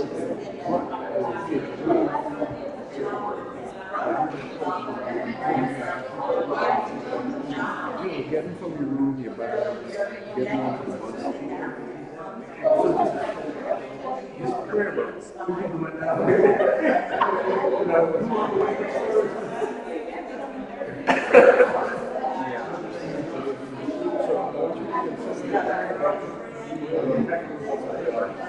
Because I think it will solve the issue for you.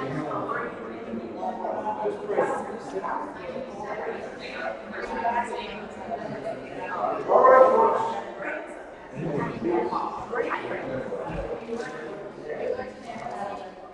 So,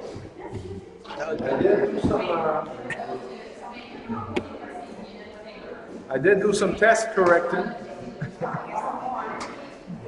Okay.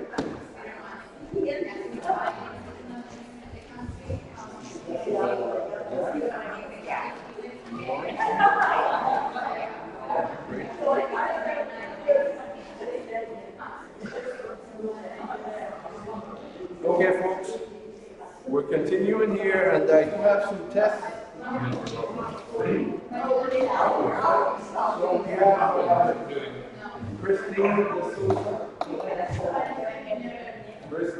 I'm not going to tell you what she scored, but she couldn't score any better.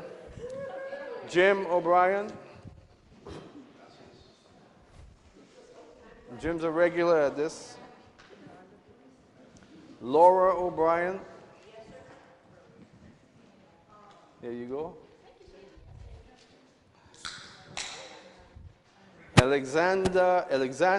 Alex Pina, she's not here. Barbara Weber. Very good. There you go, Barbara. You scored high, really high. Oh. I know who this is. This person isn't here. Also scored very, no one got under 100. Marianne Cadwell. Who's Marianne Cadwell? Really? Oh. Yeah, she's not here. She's not here tonight. She also scored 100. So either I'm a very good teacher or you guys are very good pupils. I think it's the latter. I think it's the latter. Okay, so I do have some tests to correct, and okay, I'll have to get a copy of the test for you. All right. Okay, so here we go. In regards to the covenant that God has established with Israel, there's an addendum, and that's in regards to the land of Israel. So, now the blessings and the curses that we see in Deuteronomy, now the latter part of Deuteronomy, chapter 28 and onwards, has to do with the condition under which they would live in the land of Israel.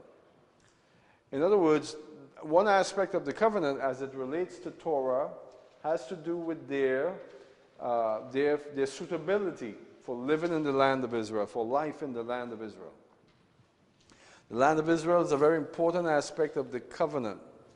So, this addendum was done at Mount Nebo, which is where Moses preached the message of Deuteronomy, at Mount Nebo. This is 40 years after Sinai. What happened at Nebo? Well, at Nebo is where Moses reiterated the covenant to all of Israel. That's what the book of Deuteronomy is. It's a reiteration of the covenant. But added to that was the aspect of the land.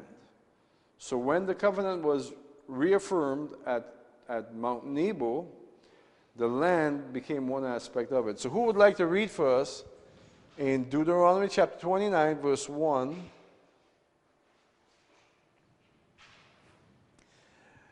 Chapter 29 of Deuteronomy is where the whole aspect of the land covenant comes in. Chapter 29, verse 1, Deuteronomy. The entire chapter has to do with it, but verse 1 captures it. 29, verse 1. These are the words of the covenant which the Lord commanded Moses to make with the children of Israel in the land of Moab, besides the covenant which he made with them in Horeb. So it's the same covenant, not necessarily a secondary covenant. The only thing that's secondary about it is the land aspect of it, which is portrayed in the chapter itself. So now the land is that part of the covenant that has to do with obedience, hearing and obeying God. If you obey Him and you're careful with the land, God's blessings will be with them. In regards to Shabbat, a lot of the commandments of Shabbat has to do with the land of Israel. Keeping the land holy by observing the Shabbats. And that was an important part of the covenant.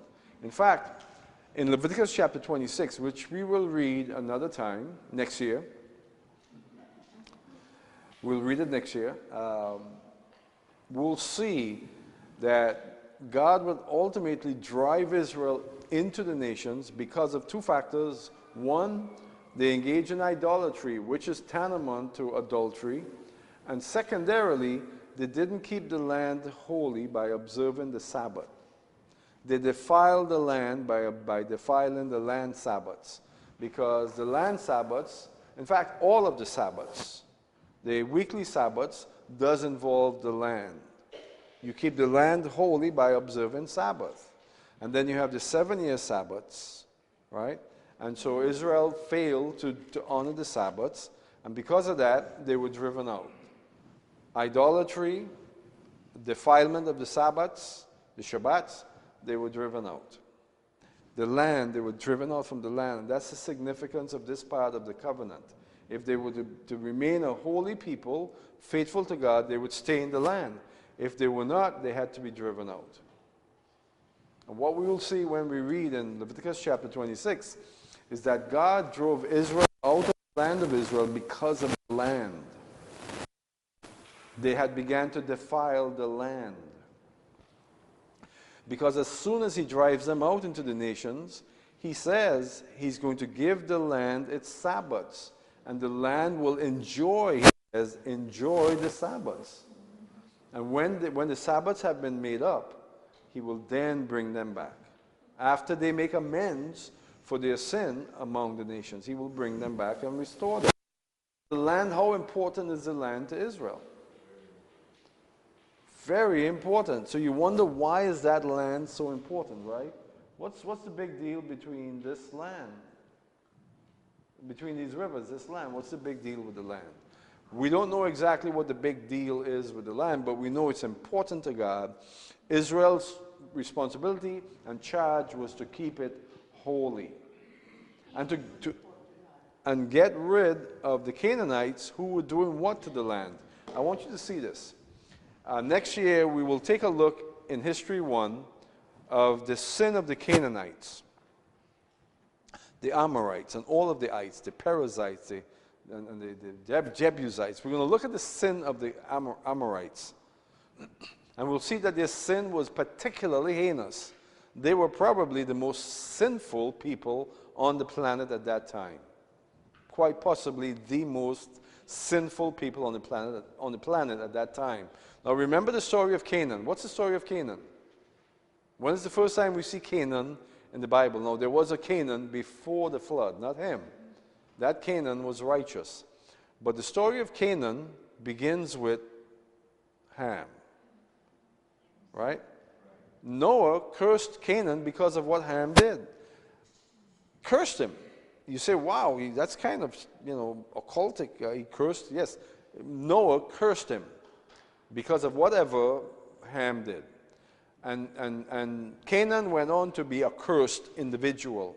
Because what we see of the descendants of Canaan is that they engaged in the worst type of sin, idolatry, debauchery. They had initially they had four gods. Four gods that they worshiped. The El was one. They quickly got rid of him because he was a little bit too, let's just say he was demanding. From their point of view, he was demanding. He expected too much from them, what they couldn't give.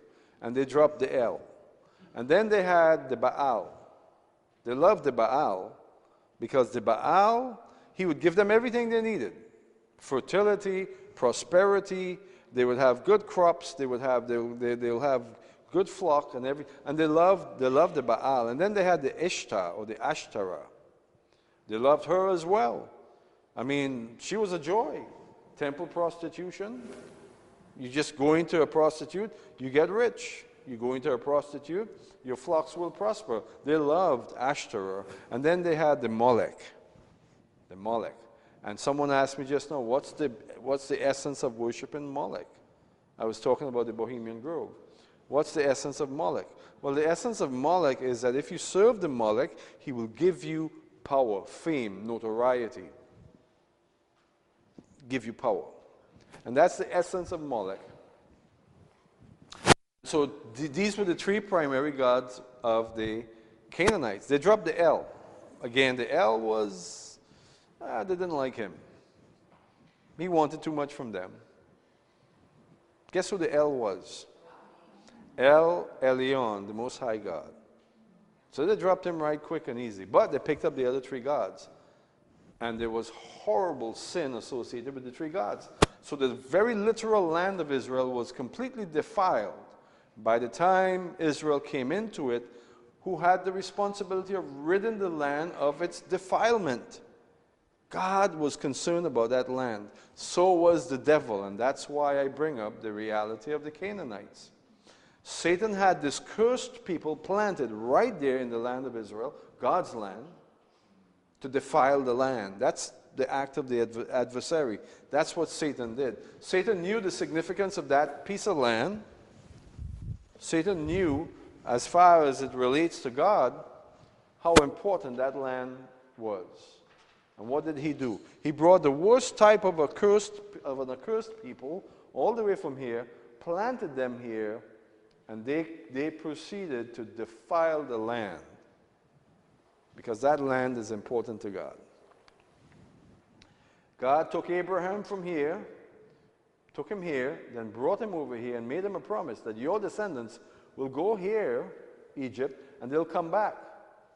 And they will cleanse the land of its defilement. And they would be holy.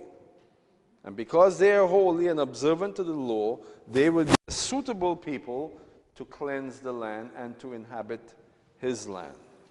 Now, he didn't do this in the Himalayas way over here. He didn't do it in Europe. He didn't do it in Africa. He didn't do it in this country, this continent. He did it here. He never identified any other geographic location to be his, but this land right here. And so whenever this comes up, the question always arises, what's so special about the land of Israel? Why? What's unique about it? Well, personally, I happen to believe that that's where the tree of life was located. I think Jerusalem was the location, the ancient location, in the Garden of Eden of the tree, where the tree of life. And so that land is vital, it's important to God. Because it's where he once walked. That's where the tree of life was. I believe that, I know that, as a matter of fact, because in the book of Revelation, we see that the tree of life will be exactly in that place again. So he's restoring everything to what it was before, even better than what it was before, and the tree of life will be there.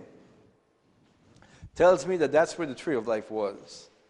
I believe that the tree of life was exactly planted where the Temple Mount is now located, where the temple would have been built, where Solomon built the temple, on that rock, close to that rock, perhaps literally above that rock, is where the tree of life was located. That's what I believe. I believe that the tree of the knowledge of good and evil, the accursed tree, the tree that we were not supposed, the tree that brought death, was on Mount Moriah, yes, on Golgotha, on the mount, on Calvary. That's what I believe.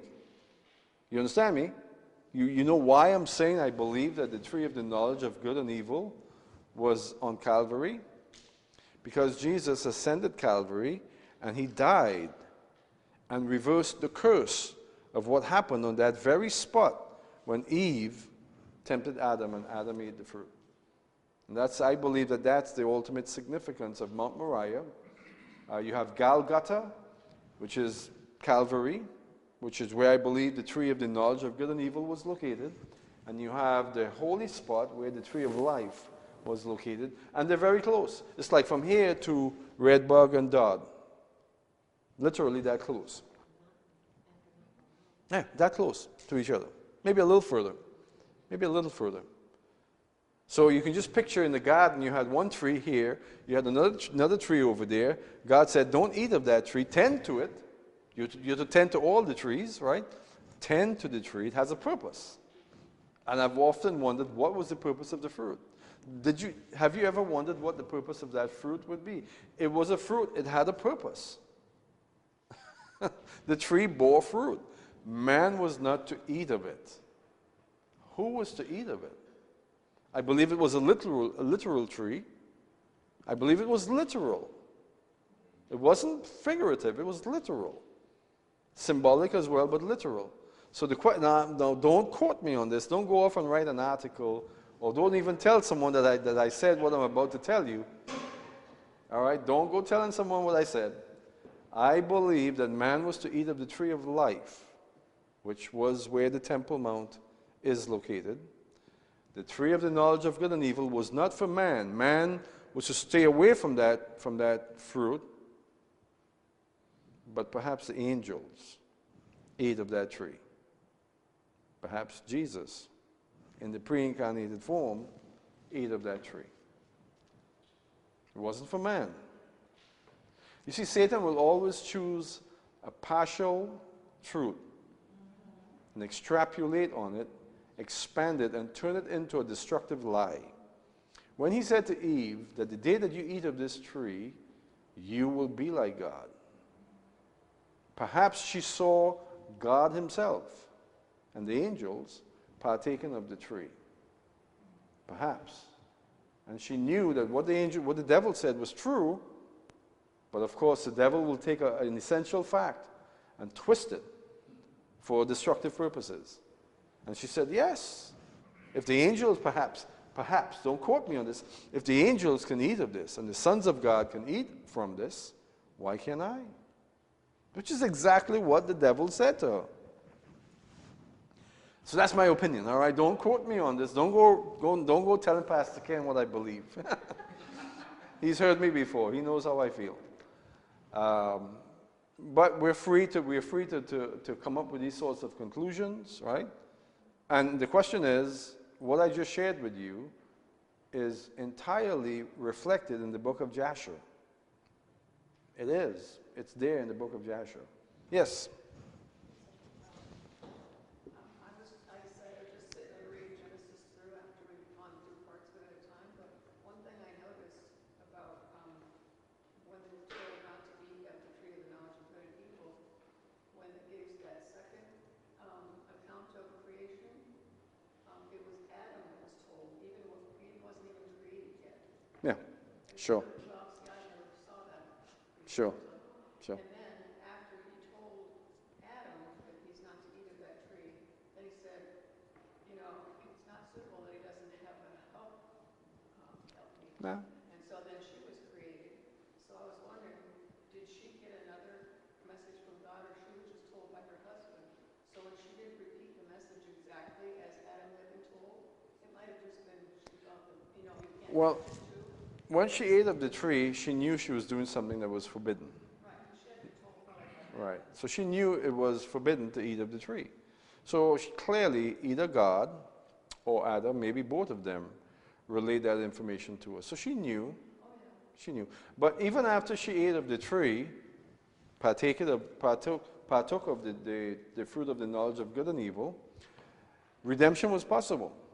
Even though she ate of it, if Adam had repented and basically say to her, you know that we're not supposed to do this. I want you to come with me before God. Let us repent. Now, if that had happened, there wouldn't have been a fall. But the fall came because of Adam's derelict of responsibility. He fell. God gave him the charge, and he dropped the ball. And so he was responsible.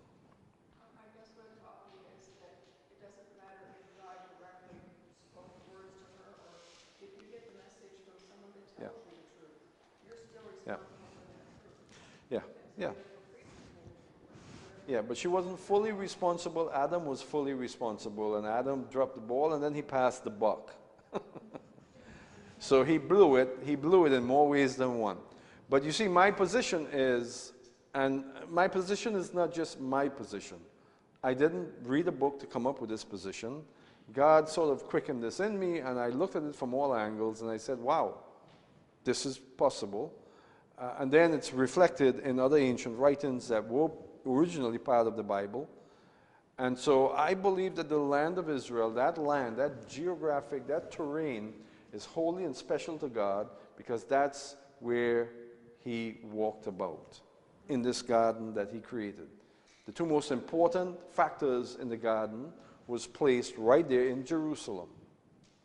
According to the book of Jasher, Adam, when he died, was buried in the cave of Machpelah. And that's tradition, but it's not really tradition. It's in the book of Jasher that when Adam died, that his sons buried him together with other nobles of the time in the cave of Machpelah. And Abraham knew this because Abraham spent time with Noah, and he knew about the cave of Machpelah. There were many caves in in Israel, many caves. But he went to Hebron to purchase that cave. To purchase explicitly that cave because he understood the significance of the cave, that Adam and Eve and many others were buried in the cave. That's what I believe as well, because it's consistent with what we see in the book of Jasher. And it would make the land that much more important. All right? So the land aspect of the covenant is very important. God has a special place in his heart for that land. That's why the land is there's so much controversy and so much strife over the land today. Right now as we speak, right now as we speak, Israelis are being threatened. Last week, they lost their lives. Some of them did. And other people will be threatened, and other people will lose their lives over essentially that land. And it's not by any means coincident that the very essence of the troubles that we see in the Middle East today has to do with this mountain range. Judea, Samaria. All of the issues that we see in the Middle East, and to a certain extent, it affects geopolitics as well. A lot of the issues that we see in the world in general has to do with this mountain range right here, which is where Abraham was led by God to establish this covenant. First in Shechem, in Jerusalem, and in Hebron, covering the entire mountain range and preparing this mountain range for a holy covenant. Because the land is holy, holy to God. And that's why he took the descendants of Abraham, took them to Egypt, consecrated them as a nation, brought them to Sinai, where they would commit themselves to him through marriage as a holy people, and that his idea was to bring them into the land from here, and they would take the land and keep the land holy. That was his plan. And it didn't work because Israel refused to be holy, but he's going to accomplish that goal. He is. He's working towards it right now. On the mountaintop that we're talking about right now, isn't it wonderful? That you can go to Israel today, you can go to Akko, you can go to Jaffa, you can go to Tel Aviv, you can go to Haifa, you can go to certain parts of Jerusalem, the Galilee, and you can encounter a lot of Jewish people, many of them secular. But when you go to Judea and Samaria, the same mountain range that we're talking about, which, by the way, the nations refuse to recognize as part of Israel, and no matter what, they're not going to recognize this mountain range as officially Israel, but this is where most, in fact, the majority of the Jews of faith, Jeshurun, this is where they're located today. That's not by coincidence. Hand of God, because he's cleansing the land. He's making the land holy again. Holy by what means? By the means of the faith of the people that are there now, saying, we're here because of the word of God, and we're not going to move. The land itself is literally becoming holy again. See? And that's why when we go to Israel, many times, we go to Israel, and as soon as we get over there, we begin to sense the presence of God. Right? We went to Male Amos 2 years ago for the first time. Tekoa, new settlement coming up there. Ari and Jeremy are at the forefront of it. We went there, and what happened? We were blown away by the presence of God. How many of us were there in 2017? You felt that, didn't you? You knew that something was hitting you from all sides. It was like we were standing on the shore at Daytona Beach or something. There was wave after wave of holiness, just boom, sense of God's presence over here, boom, sense of God's presence over there, boom. And it was like one shot after the next.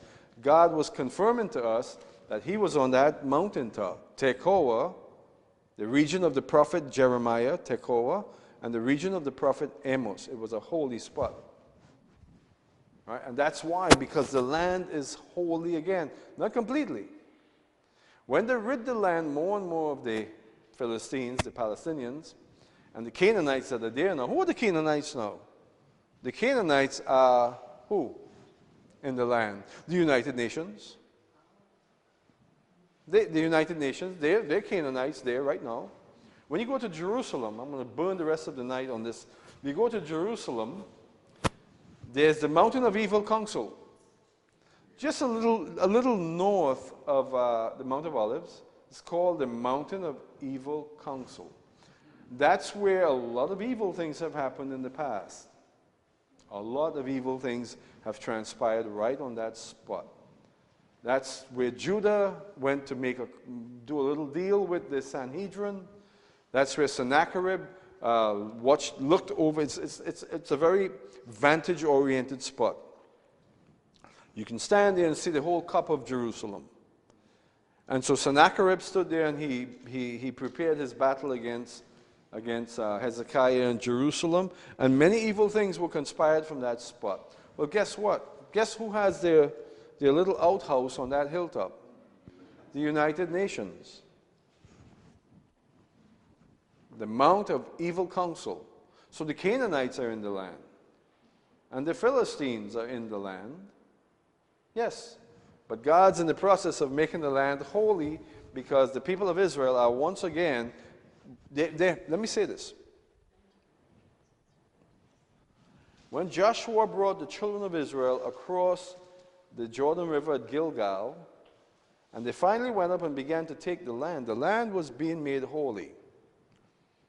The dimension of faith that was necessary to render that land holy was not there. Not with that Israel. Not during the conquest. They didn't have this as a nation of people, this necessary faith to make the land holy. And they lost touch with the land. They gave up the land for the sake of idolatry, and we know the history very well. Well, this generation of sons of Israel that are now standing on that mountain, you need to get to know them, because they are people of faith. 500,000 and more, but they are people of faith, and because of their faith, you know, what did Peter say concerning the early disciples? They were being cleansed by their faith. That's what Peter said in Acts chapter 15. They were being rendered clean by their faith. Faith cleanses. Faith cleans. And the Jews that are there today, they are making this land clean. And as God continues to bring them back from all the nations, and more faith continues to grow among the sons of Israel, more of the land is going to become clean. What has to happen for that to happen? They have to rid the land of the Canaanites. They have to rid the land of the Philistines. And they got to stand in faith. They're going to do it. It's going to happen. Make no mistake about that. There will come a time when the UN and all the other Canaanites, the Roman Catholic institution, the Jesuits, my goodness, and all of those guys will not be able to stay in the land of Israel. They will be driven out. Because the land is to be holy. Not rendered over to pagan gods. And don't kid yourselves. The Roman Catholic institution is serving pagan gods. Period. I'm not judging every Catholic's heart. All right? There are many Roman Catholics that are wonderfully connected to God. I'm talking about the institution. It's a pagan institution. It's a Canaanite institution. And my goodness, in a very real way, they're serving the same three gods of the Canaanites. They are. If you know anything about the Roman Catholic religion, and it's easy to bash on Catholics, right? That's why I don't do it often, but maybe once or twice a year. But low-hanging fruit, I don't like to pick low-hanging fruit, but the Roman Catholics are really, when I say not the Roman Catholics, but the institution of Roman Catholicism is a low-hanging fruit, one that you can kick. And I'm going to kick it right now. It is a pagan institution who has picked up the mantle of the ancient Canaanites. Ashtoreth is there. She's a queen of heaven, isn't she? You drive down I-4 and there's a huge shrine that's called Mary, Queen of Heaven Shrine. Well, Ashtoreth or Ishtar was referred to as the Queen of Heaven. That was her title. Ishtar, Queen of Heaven. And Baal was the son of Mary, the son of Ishtar. In Babylonian culture, you see, because Ishtar was Nanner, who was the wife of Nimrod, who had a son who became Baal. You see, they're doing it.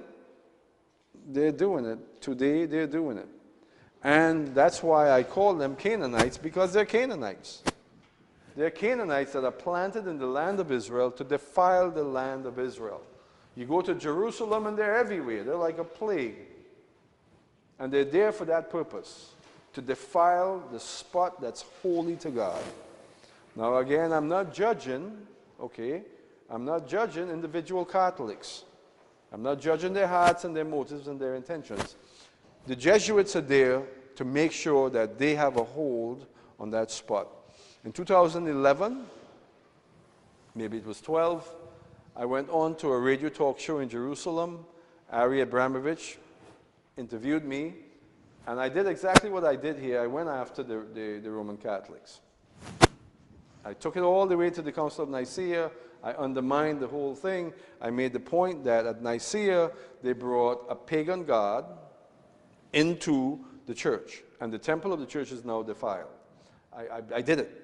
I said it was the abomination of desolation that Daniel and Jesus talked about on this Israeli radio program. I did that. And I really opened the can. I opened it well, dumped it out. I didn't only open the can of worms, I dumped it everywhere. And I left. I got an email from Ari another week later, and he said, you really got people excited over here. I'm thinking to myself, okay, so I upset some Jews. It wasn't Jews. The Jews loved what I did. They were applauding it. The head of the Dominican order in Jerusalem, Jesuit, because the Jesuits are Dominican, the head of the Dominican order in Jerusalem, who is a very important Jesuit because it's Jerusalem, got a hold of Ari and said, this is the way it was phrased. I have the email stored somewhere. He said, you had a program recently with a pastor from Florida. I think his name is Roger DIaz. I like him. I like his voice. Interesting. But don't have him on your program again. I saw his email. Ari sent me his email. Don't have him on your program again. A few months later, Ari and Jeremy was without a job. The Jesuits are very powerful in Jerusalem. Very powerful. This year I met an Israeli at Hebron who came up to me and he introduced himself and he shook my hand. He said, I remember that program that you did. You got a lot of people upset, he said to me. I wish I could remember exactly what I said, but I did. The people that I upset were not the Israelis. The people that I upset were the Canaanites. And I didn't say that much, really. I said more or less what I just said to you. I brought in the Council of Nicaea. I made the point that Constantine was an archetype of Satan. I made that point. And that was it. And that's enough, right? You're speaking to Jesuits, you're speaking to Dominican monks here, and they got really upset. That's how powerful the Canaanites are in the land of Israel today. God's preparing to cleanse the land, to dump the Canaanites out of the land. They don't belong there. The land is still corrupt. The land is still defiled. All right? This is what the covenant with the land has to do with. In fact, before we leave, someone read for us, if you would. I want us to see God's emotions, God's love for the land of Israel. Let's read in Deuteronomy chapter 11, 8 to 12. Someone read that for us. When you read it, I want you to listen to the heart of God. We know what the heart of man is concerning that land. What is the heart of man concerning that land? We've got to control it. We've got to be sure that Jews are not comfortable on that land. We've got to defile the land. We've got to possess the land. We've got to destroy the land, right? That's what man has been doing with that land ever since time immemorial. Well, let's get a sense for God's heart concerning that land. And someone read that for us, if you would. Observe therefore all the commands I am giving you today, so that you may have the strength to go in and take over the land that you are crossing the Jordan to possess, and so that you may live long in the land that the Lord swore to your forefathers to give to them and their descendants, a land flowing with milk and honey. The land you are over is not like the land of Egypt, from which you have come, where you planted your seed and irrigated it by foot as in a vegetable garden. But the land you are crossing the Jordan to take possession of is a land of mountains and valleys that drinks rain from heaven. It is the land that the Lord your God cares for. The eyes of the Lord your God are continually on it from the beginning of the years to end. So in that statement, he said, you're sojourners. You're just keepers of this land. This is my land. This is the land that I care for. Now, he said something about the land. He said, it's not like Goshen, where you take your foot and you stick a seed into the soil with your foot and a tree grows up. He said the land sucks the water. It's a difficult land, in other words. It's a difficult land. It's a land that requires a lot of work, but it's my land. It's my land, he said. It's God's land. And it's God's land for a purpose, and I just gave you a hypothesis. My own, not only mine, but my idea of what's important about the land. Apart from my own idea, all of that aside, the Bible is clear, that land, and there are many other verses, where God illustrates just how important that piece of real estate is to him. When he judges the nations in Joel chapter 3, when he ultimately brings Armageddon to fruition, it's going to be because of how the nations treated that land. They divided up his land and his people, which is his inheritance, his nakalah. The land and the people together is his inheritance.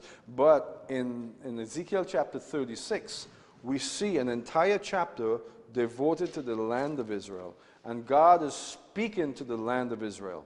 He's saying to the land of Israel, he's speaking to the literal land. He's saying, I am going to bring your sons and daughters back. And I'm going to give you favor, better than before.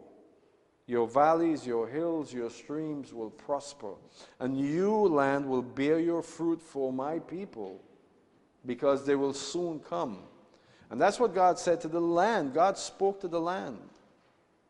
That's God's love for the land of Israel. Doesn't mean that he doesn't love Florida. Okay? He loves Florida, perhaps with the exception of Miami, but he loves Florida. He loves all lands. Every piece of real estate belongs to God. But there is something uniquely special about the land of Israel. And it's God's determination, it's his desire. Yes? It's about the relationship between the land and the Sabbath. Are you talking about the Sabbath where they were supposed to work the land 6 years and then let the land rest for the seventh Yes. year? Yes. I am also saying that the weekly Sabbaths are also important for the land. Because when God, in Leviticus chapter 26, when he announces why he's going to judge Israel, he says, you violated my Sabbaths, period. Even the weekly Sabbaths are important. Since he gave them the land from one river to the other, do you think, I mean, we concentrate on so much of what you were talking about, do you think that other part of the land will become more important when everybody starts returning to Israel? Absolutely. But the nucleus of the land, of course, will be Jerusalem, Judea and Samaria. We don't hear much about the others. So All of it would be. All of the land, the entire proportion would be holy unto God. So, all right. When do we meet again next year? What day? The 7th? The 7th. All right. You guys have a good Christmas. Don't have too much of a Merry Christmas.